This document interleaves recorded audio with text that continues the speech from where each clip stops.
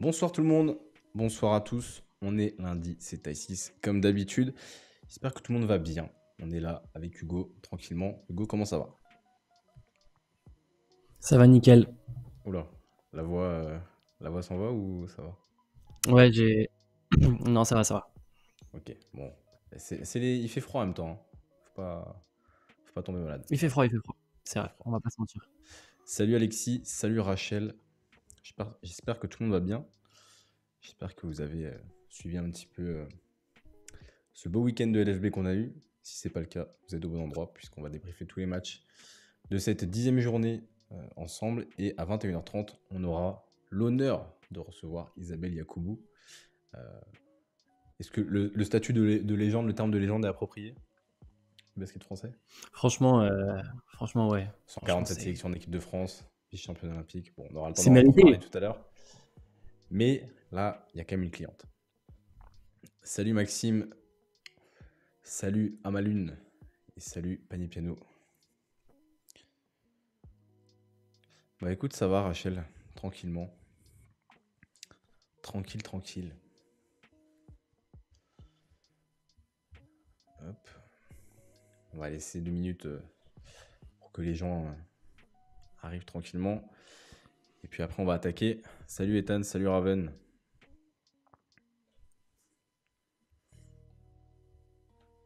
Ah Rachel, je vais à Lille mercredi et jeudi.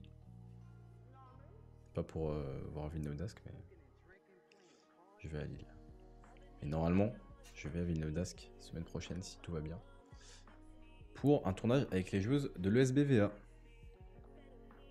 Salut Manou.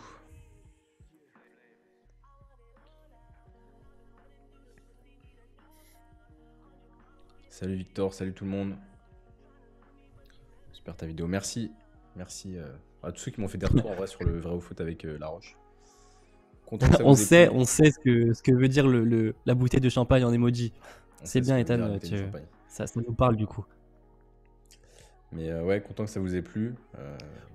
Alors, je savais que ça n'allait pas autant bien marché que celle de l'équipe de France, c'est normal, mais cool que ce format la plaise, parce que si je prends dans les stats, c'est un format qui marche mieux que les autres. Et qui est en vrai, qui est déclinable à l'infini avec toutes les joueuses possibles. Et parce que toutes les joueuses ont plein d'anecdotes à raconter. Et là, le plus dur à terme, ce sera de moi trouver des anecdotes à raconter. Salut Lila, salut Clo. Premier live en direct, habitué des replays, merci pour le contenu, c'est top. Bah écoute, bienvenue. Tu vas voir, les lives c'est cool. Tu vas avoir envie de revenir les lundis si t'es dispo. Et j'ai trouvé la joueuse. Ouais, il y en a pas mal qui ont trouvé la joueuse. Bon, elle est plus active, enfin elle est en retraite. Un indice, je peux vous donner l'équipe si vous voulez, c'était Saint-Amand. Mais c'est vrai qu'à lire sur les lèvres de Kalina, c'est pas facile parce que elle le dit vite et du coup c'est pas trop, c'est pas simple. On va commencer tranquillement à débriefer les matchs qui ont eu lieu ce week-end, les matchs de la 10e journée. Et pour commencer, on avait un match vendredi soir qui opposait Montpellier à Saint-Amand. Et Saint-Amand qui n'est pas passé loin de créer un petit exploit à Montpellier.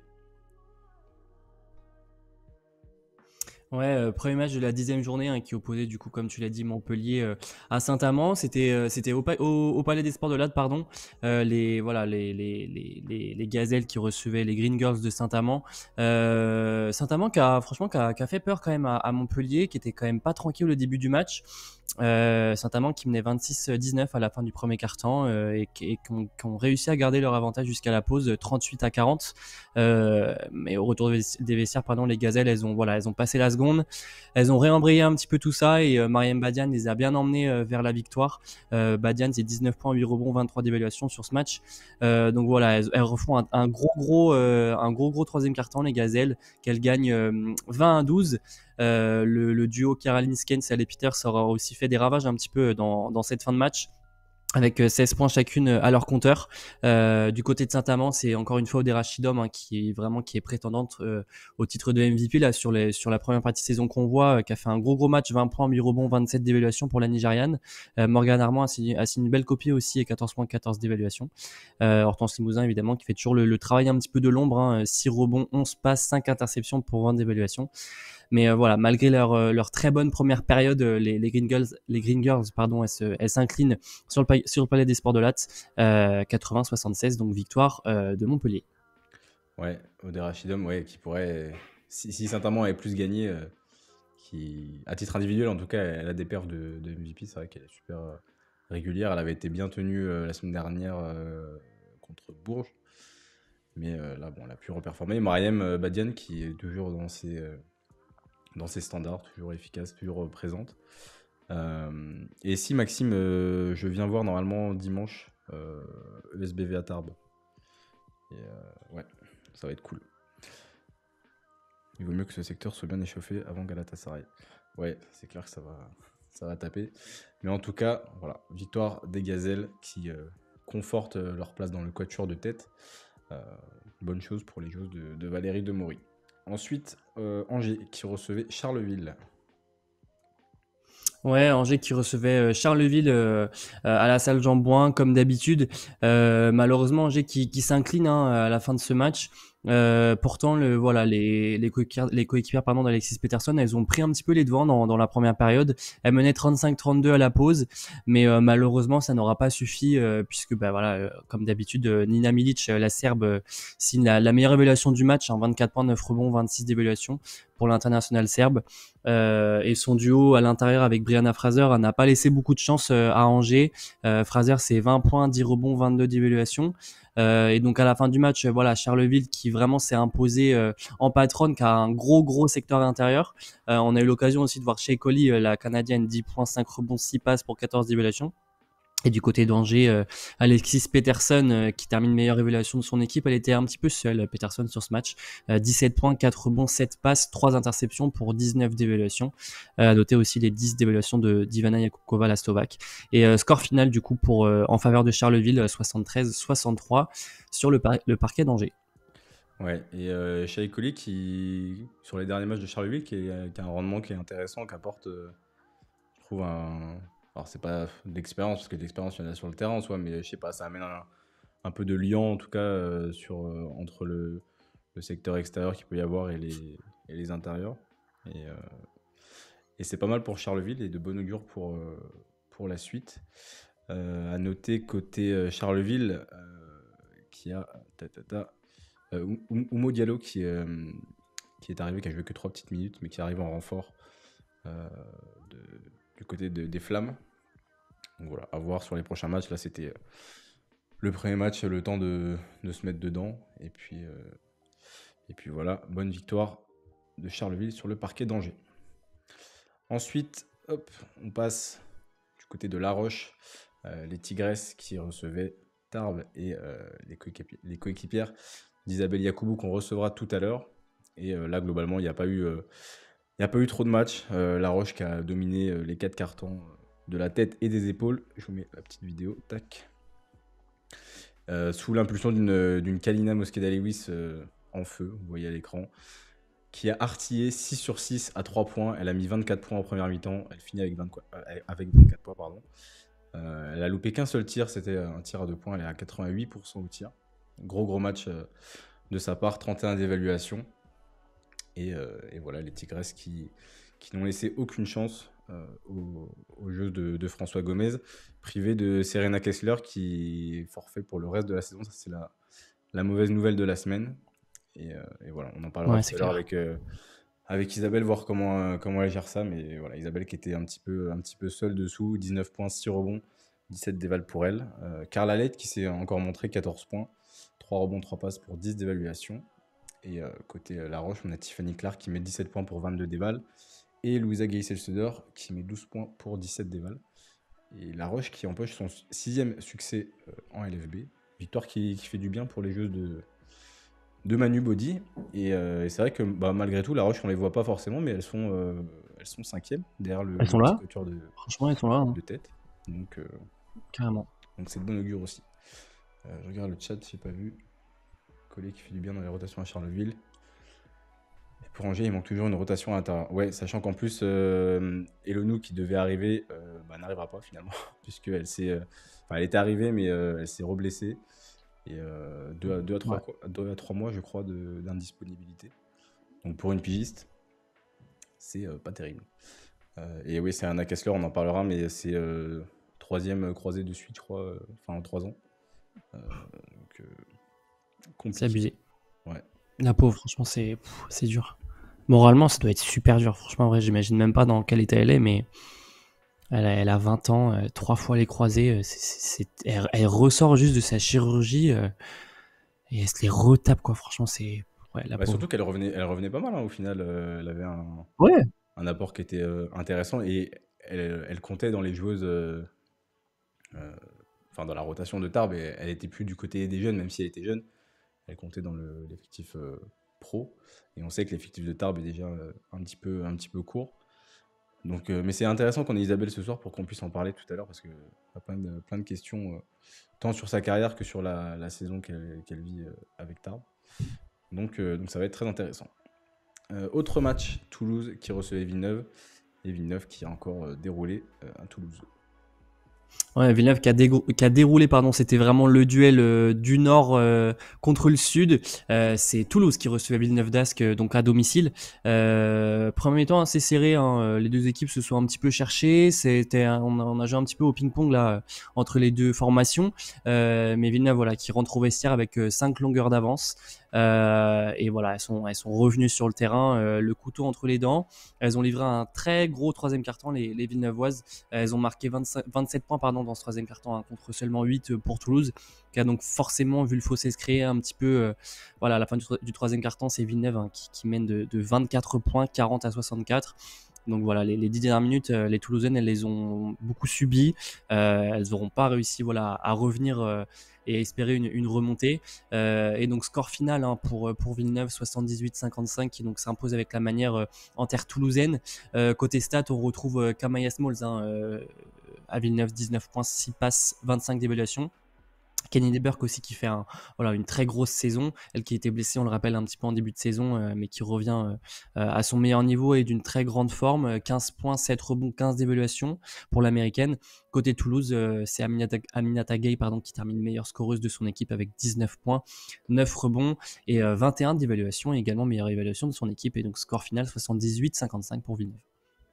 Ouais, Villeneuve qui continue de bien taffer et avec un jeu bien huilé. Elles sont pas trop embêtées par les pépins physiques pour l'instant. On souhaite que ça continue comme ça pour elles. Et puis Toulouse, j'espère que ça va pouvoir se redresser un petit peu. C'est Ethan dans le chat qui dit Toulouse qui attend une remplaçante pour Megan Huff. Décevante selon les mots du coach. Donc affaire à suivre. Merci pour l'info en tout cas. Et on vous tiendra au courant s'il y a du mouvement, parce qu'au final ça bouge un petit peu pas mal entre les blessures, les arrivées, les joueuses qui partent, les joueuses qui arrivent. Donc on suivra ça tranquillement et on vous tiendra au courant. Hop. Ensuite, match accroché qu'on a eu du côté de Landerneau. Les Bretonnes qui sortaient d'une victoire face à Basketland qui les a mis en confiance, et ils avaient à cœur d'essayer d'accrocher les tangos de Bourges. Chose globalement faite sur l'ensemble du match, hein, puisque elles étaient à 3 petits points d'écart derrière à la pause. Elles ont recollé au score à 63 partout à la fin du troisième quart-temps. Et après, dans le quatrième, Bourges a réussi à appuyer là où ça fait mal, c'est-à-dire à l'intérieur, avec notamment Kayla Alexander et Annette Steinberga, respectivement 22 points et 20 points. Et voilà, Jay Zanon de l'autre côté qui était un petit peu esselé dans la raquette. Landerneau qui aurait pu peut-être rivaliser un peu plus avec une Leia Dongué plus présente. Elle n'a joué que 12 minutes. Elle met 8 points en 12 minutes, mais 5 fautes. Elle était un peu trop généreuse sur ce coup-là, et on sait que c'est une des joueuses qui apporte le plus du côté de Landerneau. Donc ouais, Jason un peu essolé. Et après, en poste 4, c'était Renia Davis et Marie Mané qui étaient sur la rotation. Sixtine Mackay qui n'a pas beaucoup joué, 13 minutes pour elle. Euh, voilà. Mais Landerneau qui a fait peur à Bourges. Et, euh, et voilà, les joueuses d'Olivier Lafargue qui ont réussi à se détacher des Bretonnes, avec notamment le 3 points de Sarah Michel que vous avez vu, qui a été le coup de massue un petit peu sur la tête. Mais voilà. Côté stade, du coup, je vous ai dit Kelly Alexander, 22,7 rebonds, 26 déval. Annette Stenberga, 20 points, 5 rebonds, 18 déval. Sarah Michel, dans ses standards, 8 points, 6 rebonds, 4 passes pour 17 déval. Et vous voyez Jason Nunn, 19 points pour 25 déval. Renia Davis, 17 points pour 12 déval. Anna Ndiok, 9 points, 8 rebonds pour 12 déval. Et voilà, score final 73-83. Dommage pour Landerneau, l'exploit n'était vraiment pas loin. Ouais, et dans le quatrième, elles ont lâché pas mal de fautes et des paniers un petit peu bêtes, notamment Megan Simmons qui se fait avoir 2-3 fois sur des backdoors, dont 2 d'affilée, je crois. Ça pêche un petit peu. Mais c'est bien, franchement, c'est bien en vrai que Landerneau là arrive à quand même accrocher Bourges. Je pense Bien que la sûr. victoire contre Basketland a vraiment fait du bien. Je pense qu'elle a un petit peu remis les pendules à l'heure voilà, du côté breton. En tout cas, c'est ce que j'espère. Et franchement, ça fait plaisir, mine de rien. Landerneau, elles étaient quand même vraiment lanterne rouge. On les voyait dans le dur, moralement. Enfin, c'était compliqué même au niveau du terrain. Enfin, voilà, baskettement parlant, c'était compliqué. Mais si ça peut leur permettre voilà, de rebondir et d'aller chercher voilà, des victoires et de les encaisser les unes après les autres, franchement, moi, je dis pas non. Et ça fait plaisir à voir. Ouais. Et je vois dans le chat, Anna Ndiok, c'est le feu. Anna Ndiok qui est sortie de sa boîte. Ouais, c'est vrai que là, elle a fait un bon petit match. Et peut-être que l'arrivée de Megan Simmons aussi va pouvoir amener de l'expérience, un peu de sérénité aussi dans l'équipe.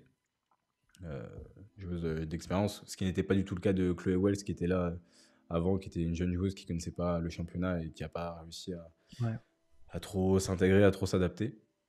Donc on espère qu'elles pourront réaliser les mêmes genres de performances contre leurs concurrents directs, parce que là, de rivaliser contre Bourges, c'est bien, mais quand il faudra jouer les Angers, Saint-Amand, tout ça, et ben, c'est là qu'il faudra répondre présent. Qu'est-ce que j'ai vu dans le chat? Superbe qualité d'image pour le match de Landerneau, mais des commentaires plus que limite. Ah, j'ai pas trop fait gaffe aux commentaires, je t'avoue. Après, ils sont un peu chauvins, c'est normal, non? Ils sont un peu... Ornella Bancolé dans le dur. Ouais, Ornella, cette année, j'avoue qu'il y a des matchs, elle est là, des fois, des matchs, elle est pas là. On n'a pas trop d'infos, et c'est vrai que... Je sais pas, Hugo, ce que t'en penses, mais j'ai l'impression qu'elle a du mal à trouver sa place, peut-être dans un rôle qui lui correspond pas, je sais pas. Ouais, le constat général, je pense que c'est clairement pas la Ornella qu'on avait du côté de La Roche. Après, faut pas oublier que du coup les responsabilités qu'on lui donne sont aussi très différentes. C'est-à-dire qu'à La Roche, c'était clairement voilà une des franchise players avec Anna Suarez, avec Tiffany Clark. Voilà, c'était quand même un gros big three et ses qualités offensives étaient vraiment remarquées.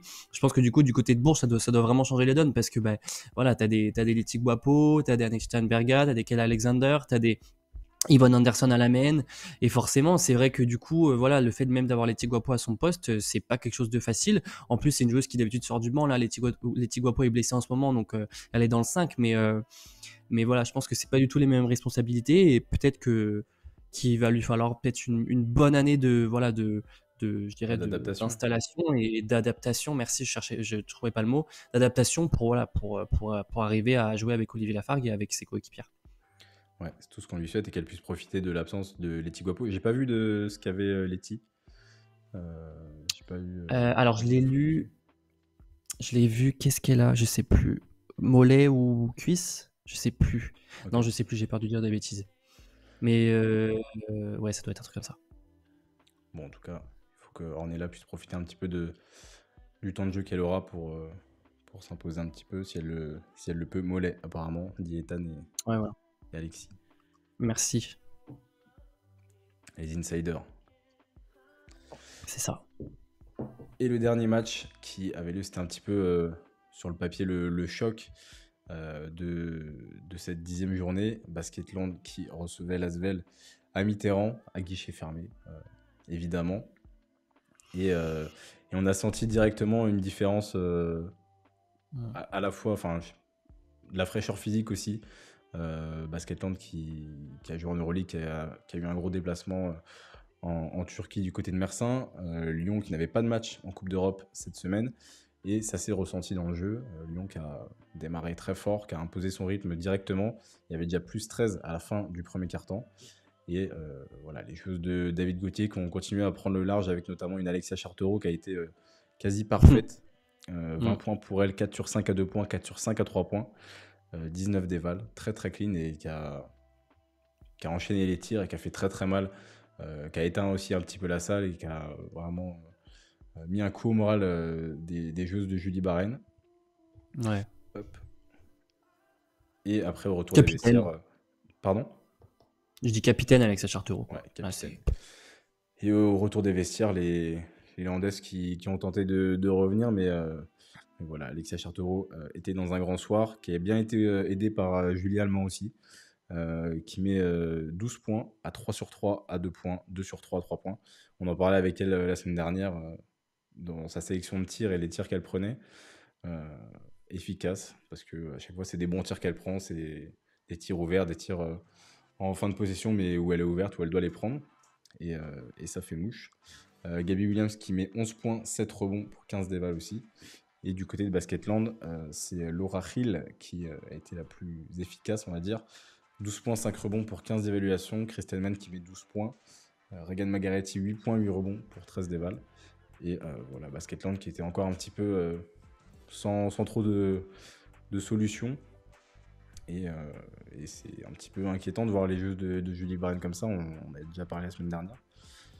Mais voilà, affaire à suivre. Mais par contre, l'Asvel, si ça tourne comme ça jusqu'à la fin de la saison sans trop de blessures, attention parce que c'est beau quand même. Hein. Il y a franchement. Là, ouais. Julie nous en parlait la semaine dernière. Et d'ailleurs, mention à Sport en France le commentateur nous a mentionné parce qu'il a parlé justement de Julie qui avait évoqué les ambitions de l'Asvel et la volonté de faire le triplé et qui a parlé d'émission. Donc merci à Lucien, je crois qu'il s'appelle, qui nous a mentionné. Et, big up à toi. Ouais. De quoi ? Je dis big up à lui. Ouais. Et Julie qui nous disait qu'elles n'avaient pas eu encore trop le temps de pouvoir travailler vraiment la partie basket, la partie tactique et de créer des automatismes en étant toutes là. Bon, là, il manquait Yousitier, mais voilà, il y avait quand même du monde qui était là et on sent que ça tourne bien autant à l'extérieur qu'à l'intérieur. La rotation Chartereau, Siak, Gruda, Malonga, c'est efficace. Gruda, elle met que 5 points, mais elle a mis des points au moment où il fallait, des points qui déclenchent un temps mort, enfin un peu des coups sur la tête aussi. Et elle prend 8 rebonds, c'est la meilleure rebondeuse du côté de l'Asvel. Donc voilà, à voir, mais sur un match comme ça jouait très très bien, les jeux se répartissaient bien le ballon, et franchement, ça peut faire peur pour la suite, et la lutte pour la première place va être bien intéressante. Et Regan Magaretti, moi c'est le point un petit peu... Enfin, je trouve que cette saison, le fait qu'elle soit pas dedans, ça met aussi l'équipe dedans. Alors c'est pas que ça, mais l'an dernier et les saisons d'avant, surtout l'année dernière, c'est une joueuse qui a impulsé un petit peu, qui arrivait à imposer son jeu et qui a impulsé quelque chose pour le collectif. Là, on sent qu'elle est un peu perdue, qu'elle est pas dedans. Je sais pas ce que t'en penses, toi, Hugo, mais... Ouais, non, si, c'est clairement ça. Après, je veux dire, elle sortait tellement d'une magnifique saison que... Est-ce que le plus étonnant n'aurait pas été justement qu'elle renchérisse une saison aussi efficace et aussi forte individuellement ? Peut-être. Je me pose la question. Ouais. Je vois dans le chat, les temps morts avec David Gauthier, super à l'écoute des joueurs, c'était chouette à entendre aussi. Ça, c'est vrai que j'ai bien aimé sur certains temps morts, David Gauthier qui était là, qui dit, par exemple, Gabi, tu veux jouer de quel côté, tac, et il met le système en place en fonction des joueurs. Peut-être que ça se fait dans d'autres équipes aussi, mais là, de le voir à l'écran avec le micro et tout, c'était bien intéressant. Et ça se sent, je trouve. Tu vois, ça se sent sur le terrain qu'il y a une alchimie entre David et les joueuses. Ça sent que David fait confiance aux joueuses. Ça sent que les joueuses font confiance à David aussi. On sent que, et même avec Johan, après, Johan Cavior, qui est l'assistant, on sent vraiment qu'il y a une alchimie dans ce groupe et que, ouais, qu'ils sont contents de jouer ensemble. On sent sur le terrain, c'est fluide. Tout le monde est capable de jouer avec tout le monde. Sia qui peut remplacer Gruda. Dietrich qui sort aussi pour Allemand. T'as, comment il s'appelle Quevedo. Quevedo, merci, qui remplace Gabi. Marine qui peut jouer aussi en 3. Gabi qui peut prendre la place de Marine. Non, franchement, ça file droit. Franchement, c'est super agréable à voir, hein. Ouais, et puis quand une Marine Johannes n'est pas dedans, ça se complète bien. Enfin, franchement, si elles arrivent à être bien complémentaires comme ça, eh ben, ça peut faire très très mal. Elles ont grillé 2 jokers en perdant à Bourges et contre Montpellier à domicile. Mais bon, moi maintenant, elles savent qu'il n'y a rien qui est acquis. Je pense qu'elles le savaient avant aussi. Mais ça va permettre d'avoir une belle lutte, autant pour les premières places que pour éviter les playdowns, parce que ça se vaut pas mal. Et c'est une excellente transition pour vous montrer le classement. Regardez, vous avez toujours le quatuor de tête entre Villeneuve, Lyon, Bourges et Montpellier. La Roche qui suit derrière en 5e position. Charleville qui est là malgré tout en 6e position avec 5 victoires, 5 défaites. Tarbes à 4-6. Et après, vous avez Basketland Saint-Amand et Angers qui sont à égalité à 3-7. Toulouse à 2-8, égalité avec Landerneau. Landerneau qui peut potentiellement remonter un petit peu au classement si elle continue sur la lignée de leur jeu actuel. Donc affaire à suivre. Mais ça nous promet une belle deuxième partie de saison. Le petit 5 MVP, rapidement Hugo. Donc 5 MVP, hein, de cette 10e journée. Un 5 franchement qui ressemble à quelque chose, qui a un petit peu quand même un petit peu d'allure. Évidemment en poste 1, Julie Allemand, hein, qui a fait un très beau match, on vient de le dire, face à Basketland, 12 points, 8 passes, 5 sur 6 au tir et 21 d'évaluation. Encore une fois très efficace, hein, la meneuse belge, donc dans la victoire de l'Asvel. Poste 2, Kamaya Smalls, l'américaine de Villeneuve, 19 points, 3 rebonds, 6 passes, 25 d'évaluation, dans la victoire des Siennes face à Toulouse. Nina Milic en poste 4, la Serbe, 24 points, 9 rebonds, 6 fautes provoquées, 26 d'évaluation dans la victoire de Charleville sur les terres angevines. Poste 5, Kayla Alexander, 22 points, 7 rebonds pour 26 d'évaluation dans la victoire du coup de Bourges à Landerneau. Et donc en poste 3, Kalina Moscada-Lewis, qu'on a aussi mis MVP, c'est elle qui termine avec la meilleure évaluation du week-end. Kali Lewis, c'est 24 points, 6 sur 6 à 3 points.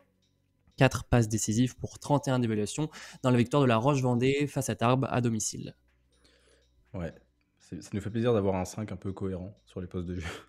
En vrai, Ouais, par contre, franchement, t'as ça mis ce 5-là dans une quelque équipe, chose. c'est quand même costaud, hein. Ouais, c'est clair. Pas de française, dommage, mais Pas de française. Ah, ça a c'est quand vrai même, ça. ça a quand même de la gueule. C'est vrai ça. C'est vrai qu'il n'y a pas de française. C'est peut-être l'une des premières fois qu'on n'a pas de française dans le 5. Peut-être, ouais. Je saurais pas te dire. J'ai pas J'avoue tous les que... 5 en tête depuis Ah, le franchement, en début vrai, des ouais, séries. c'est vrai que... Julie Allemand, franchement, les passes décisives, c'est fou comme elle anticipe. D'ailleurs, super interview la semaine dernière. Ouais, elle a été encore très, très juste et dans sa lecture du jeu, c'est quand même très fort. Et Mais c'est vrai ouais, que c'est ce qu'on l'interview de la semaine dernière a l'air d'avoir pas mal plu. Il y a eu pas mal de vues sur le replay, donc c'est cool. T'allais dire quelque chose, Hugo? c'est ce qu'on- Ouais, c'est ce qu'on disait, on en avait parlé avec elle, c'est vrai qu'on lui avait posé la question que comment elle fait pour avoir toujours cette efficacité redoutable. Là, c'est 12 points à 21 d'évaluation, elle a toujours des évaluations énormes en scorant pas forcément beaucoup. Mais c'est vraiment ce qu'elle fait sur le terrain, enfin on le voit, c'est une joueuse d'impact. Dès qu'elle est sur le terrain, elle a quand même un rythme et elle a quand même une impulsion qu'elle donne à l'équipe assez flagrante. Donc ouais, c'est quand même de la bonne huile pour huiler cette équipe, hein, Julie Allemand à Lasvel. Ouais, puis une Julie Allemand à son meilleur niveau, c'est quand même une belle arme. Ouais, puis je Bah, pense qu'aujourd'hui ça reste top 3 des meneuses mondiales, c'est peut-être même la meilleure meneuse européenne, très clairement, très clairement une joueuse majeure, hein, dans notre championnat. c'est clair, c'est clair. Isabelle devrait pas tarder à arriver. On a pas mal de questions. J'ai essayé de prendre aussi un peu des questions d'Insta que vous nous avez posées. Il y a eu des questions bien intéressantes encore. C'est bien parce que vous avez des questions qui sont hyper précises sur certains points. Et du coup, c'est cool parce que c'est pas des questions qu'on voit, qu'on poserait à n'importe quelle joueuse. Donc, c'est super intéressant. Johannes passe régulièrement à côté niveau shoot, même si elle a quasi toujours de bons moments. Ah, Johannes, le truc, c'est qu'elle peut mettre des tirs des fois. Au début, elle a commencé. Bah, Johannes, quoi. Ouais. Au début, je crois qu'elle commence, elle met 2-3 points dans le match et elle les met tout au début. Mais Et elle prend un tir là au tout début du premier carton là. Je sais pas qui c'est qui défend sur elle, Margariti ou Hill, je sais plus. Mais elle fait un step back là à 0 degré. Euh, le tir parabole. Franchement, le ballon, je me suis demandé où est-ce qu'il est allé en vrai. Parce qu'il sort des champs de la caméra, mais tu te demandes où est-ce qu'il va vraiment.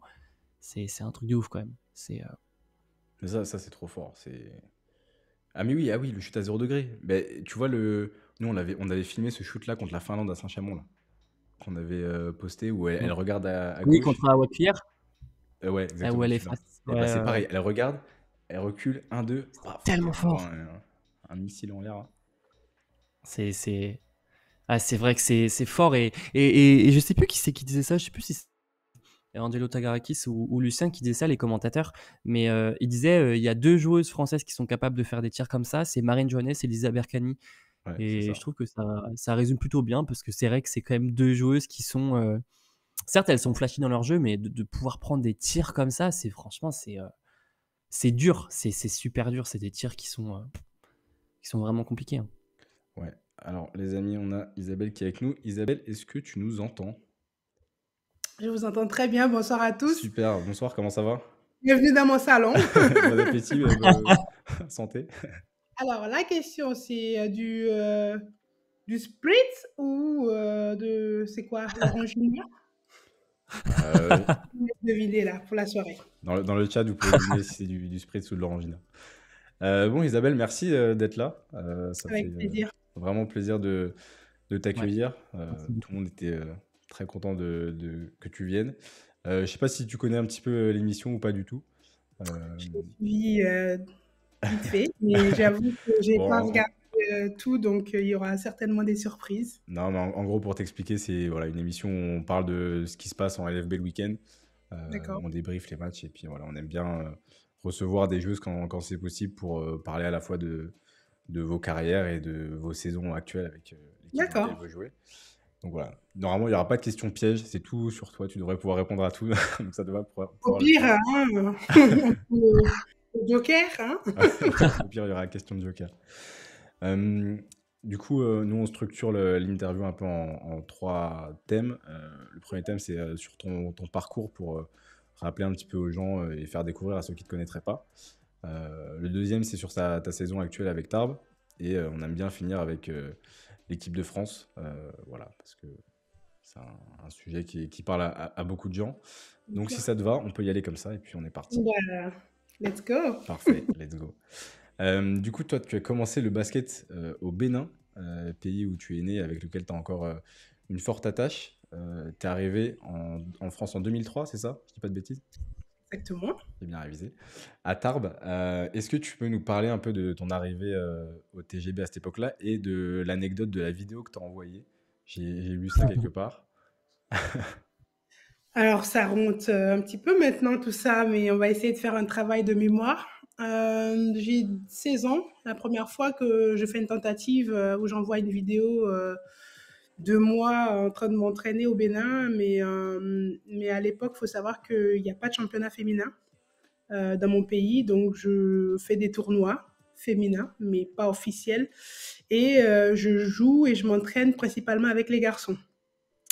Donc, il y a des anciennes basketteuses du Bénin qui ont monté une association pour aider un petit peu le basket et elles m'ont pris en charge sous leur aile et ont voulu me donner ma chance parce que je voulais faire du basket professionnel. Donc, elles m'ont pris en charge par rapport aux études, le logement, pour que je puisse m'entraîner régulièrement. À l'époque, c'était vraiment 3 fois par semaine, mais c'était déjà beaucoup. De pouvoir dire je ne fais que ça et à la maison, j'avais rien à faire à part étudier et faire du basket. Donc, j'ai vécu chez l'une d'entre elles. Et à l'âge de 16 ans, on envoie une vidéo d'abord à Amiens. À l'époque, ils étaient, je crois, en National 1, si je ne me trompe pas, qui n'a pas retenu ma candidature parce que trop jeune, parce que pas prête pour le niveau. Et l'année d'après, j'avais 17 ans. Il y a un monsieur qui est venu au Bénin et il recrutait des handballeurs. Parce que lui, il avait un club de handball, un centre de formation de handball, et il cherchait des jeunes talents pour son centre de formation. Donc, une de mes tutrices l'a vu et lui a dit non, mais nous, on a une basketteuse, si ça t'intéresse. Il a dit, bah, écoutez, moi, je suis de Lannemezan, le basket, je m'y connais pas, c'est pas mon dada. Par contre, je peux faire une vidéo et l'amener au club de Tarbes qui est à même pas une demi-heure de chez moi, donc ça, je peux faire, servir d'intermédiaire.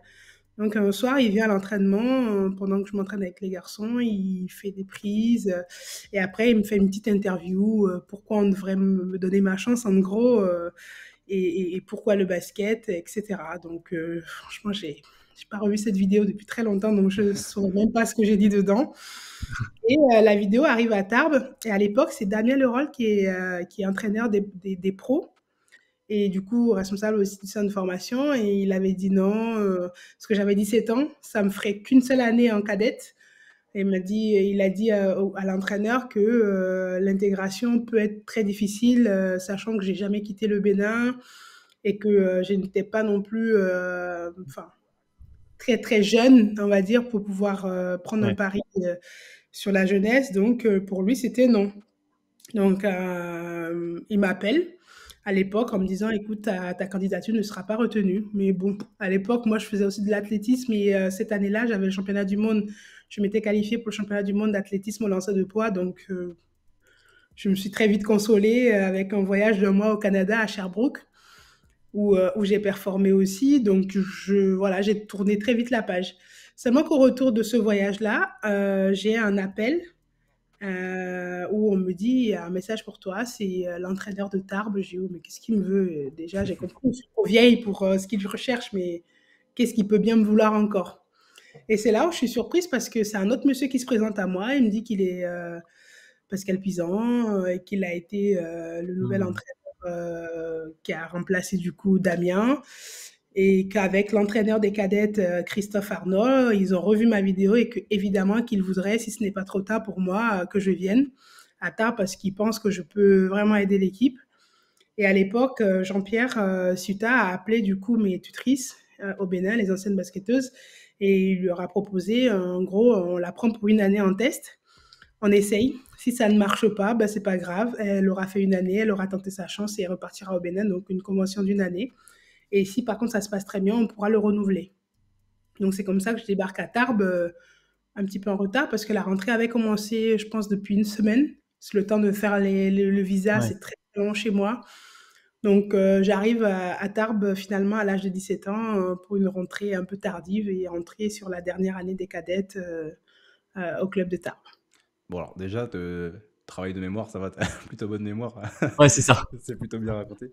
Non, mais j'étais curieux parce que quand j'ai vu cette histoire de vidéo, je me suis dit, à l'époque, on est en 2003, t'as pas tout Internet comme maintenant. Et je me suis demandé comment ça s'est fait pour la vidéo et tout. Et du coup, ouais. C'est les magnétoscopes à l'époque qui tournaient. La cassette dedans, on enregistrait, on sortait la cassette pour lire. C'était vraiment, oui, à l'ancienne. Ouais, pour le coup. Mais ouais, ça fait une belle anecdote déjà pour le début de carrière, c'est cool. Et du coup, qu'est-ce que tu retiens après à Tarbes de ces années-là dans ta formation et ensuite après tes premières années en LFB qui en plus ont été ponctuées par un titre en 2010 avec Tarbes, le seul de Tarbes à l'heure actuelle d'ailleurs? Aujourd'hui, évidemment que je me dis le parcours a été dur. Ce serait illusoire de dire aux jeunes, non, ça s'est bien passé. Non, ça a été vraiment compliqué. Le plus dur pour moi, ça a été le rythme, devoir m'entraîner tous les jours, sachant qu'au Bénin, même si je devais m'entraîner 3 fois par semaine et qu'un jour, je me sens un peu fatiguée, j'y allais pas, ou j'appelais mon coach, je faisais autre chose. Là, c'était non, tous les jours, tu dois aller t'entraîner. Donc ça a été mentalement un cap à passer pour moi, me dire en fait, on joue plus là. C'est plus quand tu veux ou quand tu as envie. Et après ça a été l'éloignement de ma famille. J'avais 17 ans et c'était la première fois que je partais aussi loin, où il y avait personne que je voyais de mon entourage. Et puis c'est un choc culturel, hein. Tu viens, c'est tout con, mais d'un pays où tout le monde est noir, tu arrives dans un pays où tout le monde est blanc. Donc ça fait quand même un choc visuellement. Ouais. Mais après, c'est vrai qu'avec mes coéquipiers, ça s'est tellement très bien passé que j'aime me définir comme un caméléon, moi. Je m'adapte très vite. Ok. Donc, j'ai vite compris les codes. Mais au début, ça a été difficile, évidemment. Et puis aujourd'hui, bon, que dire?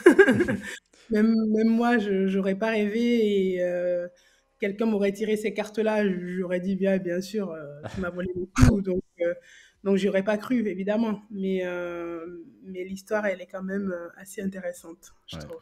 Morale de l'histoire, emmenez quand même un magnétoscope ou un téléphone avec vous pour filmer au C'est cas ça. où. On sait jamais On ce ne qui passe sait, après. on ne sait jamais qui passe par là. On sait jamais. Et du coup, après tout ça, donc tu gagnes le titre avec Tarbes en 2010. Oui. Après ça, tu sors un petit peu par la grande porte avec Tarbes et tu pars à l'étranger. Et là, tu commences une belle vadrouille à travers le monde. Tu fais une année à Schio en Italie, une année à Valence en Espagne, à Moscou, à Istanbul et en Chine.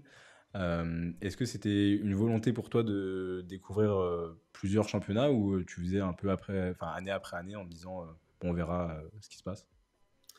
Bah, j'ai jamais eu de game plan. Comme Ok. aujourd'hui, je vois les jeunes d'aujourd'hui, on a un plan de carrière, on doit faire ci, on doit jouer tel nombre de minutes entre tel âge et tel âge, intégrer tel type de club entre tel âge et tel âge. Enfin, j'avais jamais de plan, moi, j'anticipais pas. Par contre, j'ai toujours cru en ma bonne étoile, j'ai toujours voulu voyager. Même avant de venir en France, c'est quelque chose, même au Bénin, déjà à travers l'athlétisme, voilà, je nourrissais beaucoup déjà cette volonté et cette appétence. Donc, je ne me suis pas posé la question quel genre de carrière je veux avoir. Après, j'ai eu la chance d'être toujours appelée par des grands clubs. Donc, comment dire non? La Ouais. seule vraie décision que j'ai prise, c'était celle d'aller à Skio. Ça a été une vraie décision parce qu'à Tarbes, j'étais finalement chez moi. J'ai réussi à me faire adopter par le club, par les supporters, par les habitants de la ville, parce que Tarbes, c'est chez moi aujourd'hui. Et partir de ce chez-soi qu'on se crée à l'étranger, ça a été difficile. Donc le choix à ce moment-là, il y en avait plusieurs. Et je ne sais plus pourquoi je choisis Skio, même si ce n'était pas forcément le plus brillant à l'époque par rapport aux offertes, par rapport aux sous aussi, puisqu'on fait un travail où on gagne notre vie. Mais je sais pas, il y avait est-ce que c'est le nom, Famila, ça me faisait penser à la famille, mais tout de suite, ça a accroché. Alors je suis arrivée et puis mon sentiment en plus a été justifié par la bienveillance de dirigeants et d'un président. Jusqu'à présent, 20 ans plus tard, on se parle encore comme au premier jour, et il m'appelle alors que ça fait depuis 2018, je joue plus pour lui, mais il passe pas un seul mois entier sans me parler. Et ça, c'est pour dire à quel point les liens ont vraiment été très forts tout de suite. Et après, j'ai fini là, évidemment, je voulais rester, ils voulaient me garder, mais t'as Valence qui t'appelle.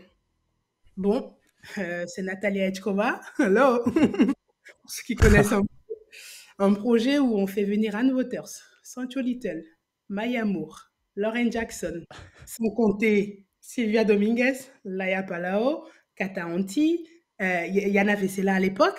Enfin, comment on dit non à ça? On te dit juste, viens, on ira gagner l'Euroleague. Donc, évidemment, tu cours. Donc, je fais mes valises à contre-cœur parce que j'étais vraiment très, très bien en Italie. Mais je pars parce que c'est une opportunité qui, la preuve, ne s'est plus jamais reproduite puisque c'est la seule fois que je gagne l'Euroleague. Donc, j'arrive dans ce club et pareil, l'Espagne, c'est une culture. Après, moi, je suis ouverte aussi à tout ce qui est la culture, la vie en dehors des terrains. Donc, voilà, c'était quelque chose, encore une fois, qui m'intéressait, comment vivaient les gens, complètement différent au début. Moi, j'arrive au restaurant à 12h30, on me dit c'est fermé. Je dis comme ça, c'est fermé. Ah, ben à partir de 14h, 14h30, j'ai mis 14h, c'est l'heure de la sieste. Donc, il faut ça chaque fois. Donc, le côté caméléon reprend le dessus. Ok, bon, ben, c'est comme ça ici. Il faut faire avec. Et après ça, ben, il y a un péché mignon où il fallait que je le fasse. Et j'ai toujours rêvé de jouer pour Poki Chatman parce que c'était un Ouais. coach qui, pour moi, quand on parle de Poki à l'époque, j'étais vraiment en admiration. Une femme noire qui était entraîneur à ce niveau-là, elle a gagné l'Euroleague au Spartak. C'est juste impressionnant ce qu'elle faisait. Et moi, petite fille que j'étais, jeune femme, parce que j'étais plus une petite fille, mais jeune femme quand même, je la regardais avec des yeux en cœur. Donc, je voulais absolument jouer pour cette femme-là. Et là, j'ai poussé. C'est moi qui ai demandé à mon agent, je veux aller jouer pour elle. Ok.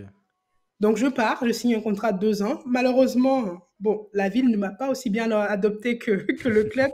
Parce que le club, il faut dire, bon, quand tu joues au Spartak, t'es dans le luxe là, quoi. C'est des avions privés, c'est le chauffeur, c'est l'interprète.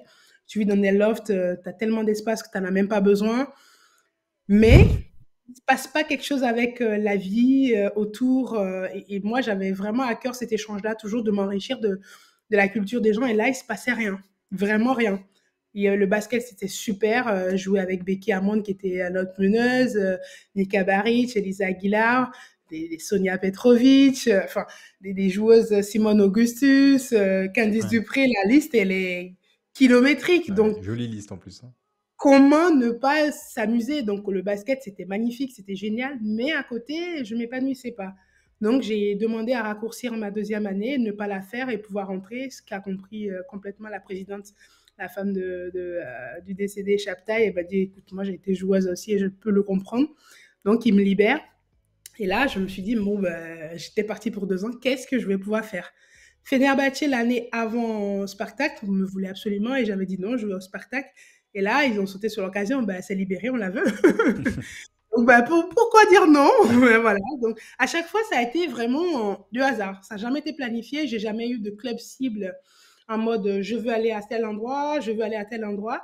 Mais au bon moment, il y a toujours eu les propositions. Et puis, à chaque fois, c'est pour gagner l'Euroleague. C'est des équipes qui, chaque fois, étaient dans le dernier carré en Euroleague, qui gagnaient les titres nationaux. Donc, voilà, j'ai pas planifié, mais tout tombait très, très bien. Et ça nourrissait encore pour moi cette envie du voyage et de s'enrichir par la culture des gens, tout simplement. Et voilà, donc j'ai fait ce choix-là finalement, mais ce n'était pas un choix qui était décidé et prémédité. Voilà. Ouais, bah là, en termes de culture, t'as été servi pour le coup. Ouais, T'as vu plein de choses différentes. Enfin, c'est cool. C'est c'est cool. bien. C'était super. Hugo, tu veux enchaîner? Euh, ouais, j'enchaîne. C'est bien, Isa, t'as répondu à plein de mes questions déjà. Aïe, T'as déjà tout t'as déjà... Non, mais c'est je nickel. parle C'est parce que beaucoup, hein. Faut voilà. m'arrêter des On fois, sait mais que t'es comme ça. On sait que voilà, t'es une personne entière et tout, et tu nous fais vivre ce que t'as vécu. Et je trouve ça incroyable d'arriver à transmettre ça à travers juste un son et une image. C'est quand même quelque chose de très fort. T'as un palmarès que tout le monde connaît, qui est toujours très respecté. Ouais, je t'ai toujours beaucoup suivi dans tout ce que t'as fait en ouais. club et en équipe nationale, effectivement. Je reviens un petit peu sur tes années, ton année à Valence, là, ta saison à Valence. À l'époque, c'était le Ross Casares qui était quand même une sorte de Dream Team européenne, tout simplement. Tu l'as dit, il y avait Maya Moore, il y avait Ann Wouters, il y avait Sancho Little, là, il y a Palau, Lauren Jackson, il y avait Yana Fessella, même pour ceux qui connaissent mieux, Shay Murphy aussi qui était là avec toi. Et vous étiez mené par Natalia Ikova aussi, qui coach aujourd'hui à Prague, dont on ne redira pas l'immense carrière et l'immense CV qu'elle a, ce coach-là. Qu'est-ce que tu retiens de ta saison là-bas et qu'est-ce que tu retiens aussi d'avoir pu jouer justement avec toutes ces légendes du basket féminin qu'on connaît? C'est une très bonne question parce que c'est vrai que je l'aborde aujourd'hui avec mon expérience et mon âge, mais à l'époque, je n'étais qu'une petite jeune joueuse qui sortait d'une bonne année, une bonne première année à l'étranger, mais qui n'était pas non plus waouh. J'ai pas dominé à Skio. Je fais une bonne saison, mais voilà. Donc c'est vrai que quand on m'appelle là, je me dis oh là là là là, attention, il y a quand même il y a du monde là. Je vais pas jouer, je vais serrer les coudes, c'est pas grave. Je me suis préparée mentalement à défoncer tout le monde à l'entraînement pour me donner ma chance. Et quand j'arrive, première réunion, Nata rassemble tout le monde. Elle me dit, écoutez, vous êtes pas besoin voilà, les talents sont là, les palmarès sont là, les joueurs sont là. Mais par contre, je veux que chacune d'entre vous respecte cette petite fille-là, qui est moi, mon rayon de soleil, comme ça, hein, mon rayon de soleil, parce que c'est la guerrière qu'il vous faut pour gagner. Je suis restée, je dis, mais je regarde Automne, si, je parle de toi. Je la regarde, je fais OK, qu'est-ce qu'elle me veut? De la honte. Il y a Lauren Jackson, il y a Ann Wouters à côté, de quoi elle parle? En fait, avec des mots très très simples, elle leur a dit Isa, aujourd'hui, peut-être que techniquement, elle n'est pas encore aussi forte que vous, elle n'a pas encore autant gagné, mais elle a un truc que j'ai rarement vu dans une joueuse, elle a le feu. Et ce feu-là, c'est ce qui nous permettra de gagner parce que sans ce feu, on ne peut pas exister. Avec le talent, il faut un minimum de cœur et d'engagement pour pouvoir gagner des titres. Et ça, c'est cette jeune femme qui va vous l'emmener.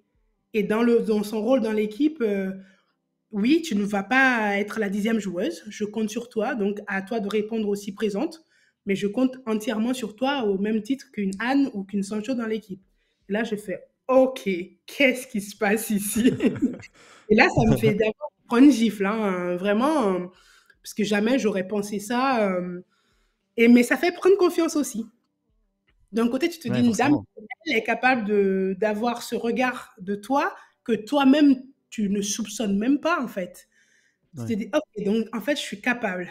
Et ça, pour moi, ça a été l'année de la révélation, de la prise de conscience qu'en fait, ouais, ça y est, j'étais devenue une vraie professionnelle de basket et que je pouvais jouer, m'exprimer sur le terrain. Donc, chaque fois que je la vois, je lui dis merci parce que elle a permis à la petite fille d'ouvrir les yeux, tout simplement, parce qu'avant, je rêvais devenir une basketteuse pro, mais je savais pas comment on fait.